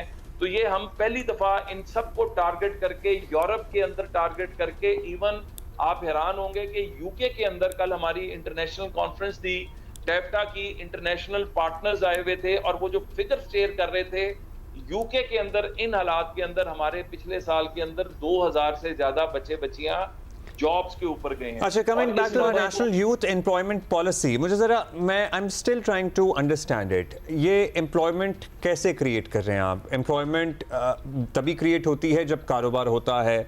कारोबार वाले जो हैं वो ज़रा शिकायत करते हैं कि दीगर मामलात हैं, बिजली महंगी है, टैक्सेशन इतनी सख्त हैं, हमारे प्रॉफिट मार्जिन्स नहीं होते। So how would you help generate employment? ये प्लीज़ आसान अल्फाज में अगर समझा सकें। देखिए, पहली बात है कि we are proud of the fact कि ये पाकिस्तान की पहली नेशनल यूथ एम्प्लॉयमेंट पॉलिसी है। नंबर 2, जो आपने बात की ना कि लोग कहते हैं, देखिए आज आप इश्तिहार देते हैं, हमारी कंपनीज इधर विद इन पाकिस्तान, तो उनकी शिकायत होती है कि उनको जो रिक्विजिट जो चाहिए एक्सपीरियंस, जो उस एक्सपीरियंस के बच्चे बच्चियां मार्केट में नहीं मिल रहे। तो वहां पर बात आ जाती है कि उनकी जो आपने बात की थी हुमाने के स्किल ट्रेनिंग वाली, तो हम इस वक्त मैंने जो आपको बताया कि हम इस वक्त स्किल ट्रेनिंग के ऊपर हमारा बेतहाशा फोकस है, और डिमांड एंड सप्लाई के मुताबिक है। और करिकुला माजी में होता था कि 5-5 साल पुराना सिलेबस पढ़ाया जा रहा है, अब हर तीसरे महीने, छठे महीने हम देखते हैं कि क्या क्या एआई के अंदर, ब्लॉकचेन के अंदर, साइबर सिक्योरिटी में आपको एक मिसाल दे। अच्छा राणा साहब, यहाँ आपने खुद ही इस बात का एक सवाल करना था और आप खुद ही इस बात पे आगे, मतलब हम यूथ के लिए पॉसिबिलिटीज, जॉब्स, ये सब कुछ तो कर रहे हैं, लेकिन हमारी एजुकेशन का क्या हाल है? ये जो एम्प्लॉयर्स कहते हैं ना कि उस मयार के, उस क्वालिटी के हमें नहीं वर्कर्स मिल रहे, that is also because of the question mark on our education system, in the sense कि अब आप ही हमें बता दें, यू वुड नो बेटर, कि कितना एलोकेट हुए हैं फंड्स फॉर एजुकेशन। देखा जाए हर साल हम देखते हैं वो फंड्स जो हैं वो डिप्लीट होते जाते हैं, वो डिक्रीज द अमाउंट जो है बजट में एजुकेशन के ऊपर वो बढ़ता नहीं है, वो कम ही होता है। स्किल ट्रेनिंग हैपनिंग, मतलब ये विफाक लेड यूनिवर्सिटीज के अंदर स्किल ट्रेनिंग हो रही है या अलग से ट्रेनिंग इंस्टीट्यूट से? How is that happening? और फिर गवर्नमेंट यूनिवर्सिटीज बनती भी नहीं है, ये भी बता दें। तो ये skill and education go hand in hand, in fact education comes first. देखें, अब आपका जो पहला सवाल है ना, उसका जवाब ये है कि जब 2013 में नवाज शरीफ साहब प्राइम मिनिस्टर बने और शहबाज साहब चीफ मिनिस्टर थे, तो पंजाब का एजुकेशन मॉडल जो है उसको इकोनॉमिस्ट ने कहा था कि ये एशिया के ममालिक से इसका मुकाबला है, पाकिस्तान के सूबों से नहीं है। तो जो कंटिन्यूटी खत्म कर दी जाती है ना, मैं तो हर जगह कहता हूं कि 2018 में फंड्स क्यों रोके गए, और एजुकेशन पे इन्वेस्ट करना एक कंटिन्यूअस प्रोसेस है। जब आप उसको रोक देते हैं तो उसके बाद फिर जो है वो जो गैप आता है उसको कवर करने में बहुत टाइम लगता है। तो हमने तो दोबारा आके, हमने कभी ये शिकायत नहीं की कि पिछलों ने रोक दिया, हमने आके दोबारा उस सफर का आगाज किया, और उसके साथ हम थे जिन्होंने पंजाब स्किल डेवलपमेंट कंपनी बनाई, पंजाब स्किल डेवलपमेंट फंड बनाया, और पाकिस्तान की पहली टेक्निकल एजुकेशन की यूनिवर्सिटी चाइना के ताबन से 2017 में Punjab Tenzin university of technology खड़ी की, और उसका मकसद ही ये था कि स्ट्रीम को, टेक्निकल एजुकेशन की स्ट्रीम को हम ऊपर से लेके कॉलेजेस और स्कूलों तक लेके जाएंगे।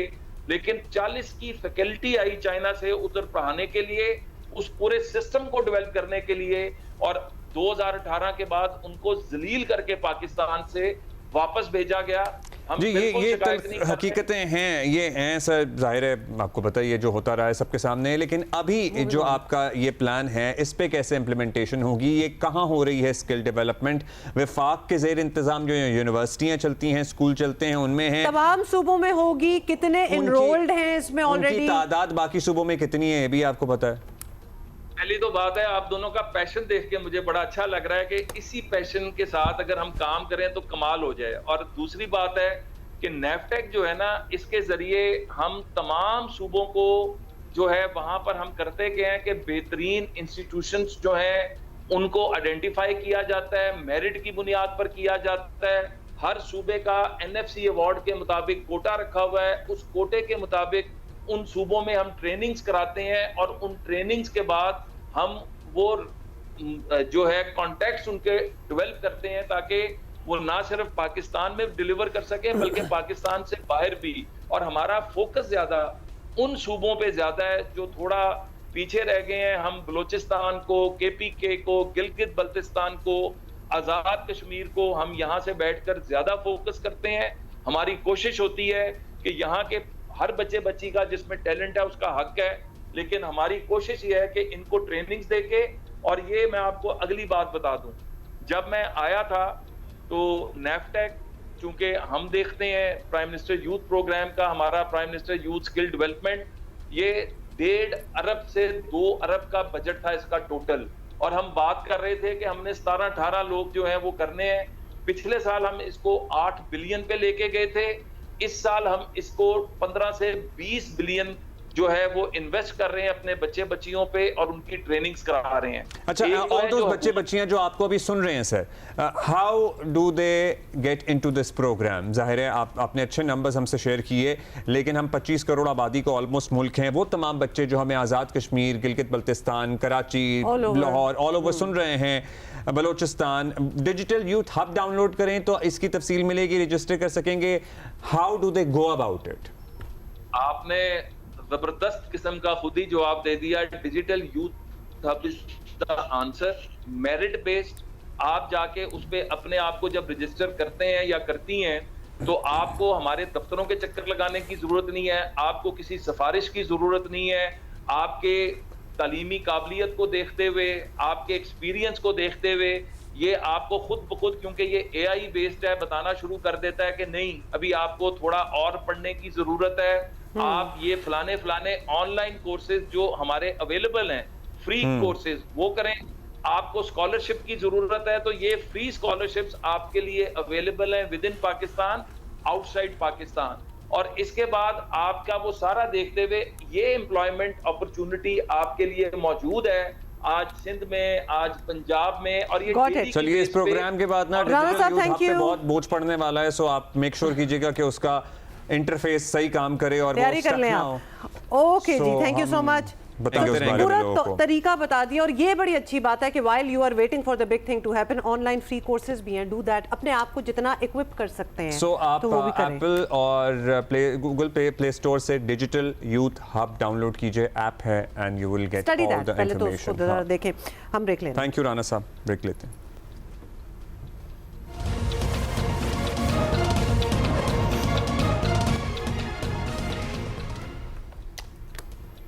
Alright, welcome. अब ज़रा कुछ फ्लड सिचुएशन, जो कि अब शुक्र है हम जब फ्लड सिचुएशन कहते हैं ना तो फिर पानी निकल भी रहा है और इसकी हमें खुशी है, but obviously not at the same pace from everywhere. लिहाजा हमारे कॉरेस्पॉन्डेंट्स हमें बता रहे हैं। अमीन अब्बासी के पास चलेंगे सबसे पहले, जो बहावलपुर में मौजूद है।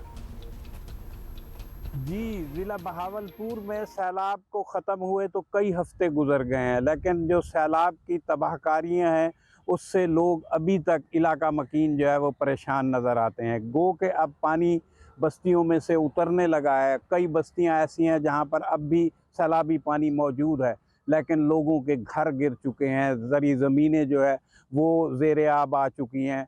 हर तरह की जो है इस सैलाब ने इस दफ़ा जो है तबाही मचाई है। 5.5 लाख से ज़ायद ज़री रकबा जो है वो ज़ेर आब आया है। इस सैलाब की वजह से 3.5 लाख से ज़ायद लोगों को जो का इनखला किया गया है। 2 लाख से ज़ायद मवेशी जो हैं वो महफूज मकामात पर मुंतकिल किए गए हैं। अब सूरत हाल जो है लोगों के लिए बहुत ज़्यादा परेशान कुन हो गई है, क्योंकि पानी उतर गया है और लोग जो है अब अपने घरों में जा रहे हैं तो उनके घर टूट चुके हैं, चार दीवारियां नहीं हैं, सर्दी आ रही है। लोगों को अभी तक जो है सरकारी तरफ से कोई ना इमदाद ना सर्वे मुकम्मल हुए हैं। लोग बहुत ज़्यादा परेशान हैं। अच्छा जी, सोने की कीमतें आपको पता है कितना बढ़ गई हैं, सोना ऊपर से ऊपर जाता जा रहा है। अब लोग वैसे रियल एस्टेट का सेक्टर तो पूरा ठप है, मुल्क में नहीं चल रहा, बिल्कुल बैठा हुआ है। फिर डॉलर में लोगों ने इन्वेस्ट किया हुआ था, अब ऐसा लग रहा है कि दो चीज़ें इसलिए भी बढ़ रही हैं क्योंकि लोग अपना पैसा कन्वर्ट कर रहे हैं into gold and silver also and also into equity market, stock market. हाँ, स्टॉक मार्केट में भी कर रहे हैं, लेकिन since we are talking about gold here, let's talk about gold. हाँ, so 4 लाख से ऊपर एक वक्त में पहुंच गया था और पहुंच गया है। रियाज आंडी हमारे साथ मौजूद हैं और उनसे हम मजीद बात करते हैं। अच्छा रियाज, जाहिर है एक आम आदमी के लिए आपसे बेसिक सवाल तो यही है कि सोने की कीमत बढ़ने की वजूहात क्या बताई जा रही है ग्लोबली? क्योंकि इस साल तो मुसलसल हमने देखा है कि ऊपर ही जा रहा है, तो व्हाट्स द रीजन? सोने की कीमत में सिर्फ इस साल से इजाफा नहीं हो रहा, काफ़ी अरसे से इजाफा हो रहा है, यानी 2-3 साल अगर आप पीछे जाते हैं तो वो इजाफा आपको नज़र आ रहा है। बुनियादी वजह तो ये है कि सेंट्रल बैंक बाइंग कर रहे हैं। फिर लेटली जो जिस एपिसोड की आप बात कर रहे हैं उसकी वजह ये है कि दुनिया के अंदर महंगाई का जो की शरह है वो बहुत बढ़ गई है, और जब भी महंगाई बढ़ती है तो लोग नॉर्मली ये कोशिश होती है उनकी कि किसी सेफ़ हेवन की तरफ जाएं, एंड सोना वो बिल्कुल ज़रूरत को पूरी करता है लोगों को। डॉलर वीक हो रहा है, बाकी करेंसीज जो है वो अच्छा नहीं कर रही, तो ऐसे में कोई एक चीज़ जो लोगों को सेफ़ हेवन हो, जहाँ पे वो अपने सरमाए को महफूज कर सकें, वो सोना ही है और उसकी ख़रीदारी हो रही है।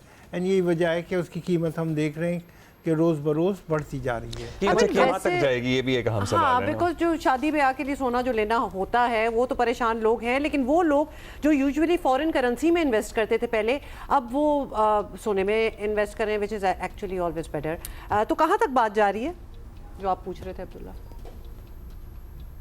बिल्कुल, जो जियोपॉलिटिकल टेंशन है इस वक्त अमेरिका के अंदर भी फिर से एक डेडलॉक हो रहा है, और इस दफ़ा डेडलॉक बजट सीलिंग की वजह से नहीं है। पहले ये होता था कि जो बजट है उसकी सीलिंग बढ़ाई जाए, इस दफ़ा ये है कि वो बजट का खर्च कहाँ पे होगा, तो ये डेडलॉक पिछले डेडलॉक से ज़्यादा सीरियस है। तो ये भी है, एंड इसकी वजह से ये डेफिनेटली आप सही कह रहे हैं कि सेंट्रल बैंक सिर्फ वो बाइंग नहीं कर रहे, बल्कि ETF एक्सचेंज ट्रेडेड फंड जो गोल्ड के हैं उसके अंदर भी सरमायाकारी आ रही है।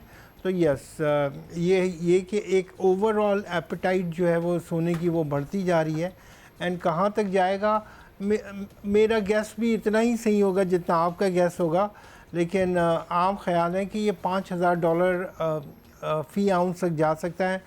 रुपए में अगर इसको ट्रांसलेट करें तो तकरीबन 5 लाख बनते हैं, बट ये मुख्तलिफ अंदाजे हैं। ये कि अभी तक कोई मेजर करेक्शन भी नहीं आई है, तो वो करेक्शन भी ड्यू है। तो जो लोग सोने के अंदर काम करना चाहते हैं तो डेफिनेटली उनको अपने रिस्क एंड रिटर्न को देखते हुए आगे मूव करना चाहिए। जहाँ तक हमारे यहाँ बात है तो अभी तक कोई भी ETF के ऊपर गोल्ड का ETF नहीं आया हमारे यहाँ, एंड आई थिंक उसकी डिमांड अब बिल्कुल नज़र आ रही है पाकिस्तान के अंदर भी। अच्छा, अब एक और सवाल सामने आता है कि पाकिस्तान का अरबों का कारोबार है और हम एक्सपेक्ट करेंगे कि हुकूमत इससे करोड़ों रुपए टैक्स भी इकट्ठा करती हो या आमदन होनी चाहिए, तो क्या उसकी अपडेट है, उस तरफ तवज्जो है हुकूमत की? आई थिंक इसके ऊपर लेटली एक डेवलपमेंट ये हो रही थी कि जो आपकी स्टैंडिंग कमेटी है वो इसके ऊपर बात कर रही थी। पाकिस्तान के अंदर सोना इंपोर्ट नहीं होता, ऑल्दो जो स्टेट बैंक के पास सोना पड़ा है उसकी मालियत अब $7 अरब की हो चुकी है, वो आपके पास पड़ा है। लेकिन इसके अलावा अगर आप बात करें तो आपके यहाँ इंपोर्ट नहीं होता, एंड लोगों को चाहिए, लोगों को सेविंग करनी है। पूरी दुनिया में अगर एक ट्रेंड चल रहा है, भारत ने कोई कहते हैं कि 200 से 250 टन सोना ख़रीदा है। इसी तरह चाइना ख़रीद रहा है काफ़ी अरसे से, उनके बारे में है कि वो 800 से 1000 टन सोना ख़रीद चुका है। तो जहाँ तक हमारी बात है तो यस, होना चाहिए, गवर्नमेंट को यहाँ से पैसे भी मिलने चाहिए, लोगों को भी चाहिए कोई एवेन्यू जहाँ पे वो सेव कर सके। लेकिन ये कि गवर्नमेंट का एक माजी में कोई एपिसोड रही है, कुछ सोना पाकिस्तान में आया था, यहाँ से जेवर बन के जब वो वापस गया है तो उसके पेमेंट वापस नहीं आई, तो उसकी वजह से वो एक मिसट्रस्ट था और वो अभी तक मौजूद है। हमारी इतलात ये है कि इसके ऊपर कुछ स्टैंडिंग कमेटी के अंदर बातें हो रही थी। Thank you for that. बहुत शुक्रिया आपका रियाज एंडी। और एट द सेम टाइम जो भी हमने एक्सपेक्टेड रेट कहाँ तक जाएगा की बात की है, ये इसमें जियो का कोई हमल दखल नहीं है। आपने इन्वेस्ट करना है, अपने रिस्क पे करें कहीं भी। ऑलराइट, और सब कुछ भूल जाएं, हमारी लड़कियों के लिए दुआ करें, मैचेस भी हैं, संडे को लड़कियों का मैच होगा। सी ऑन मंडे इंशाल्लाह।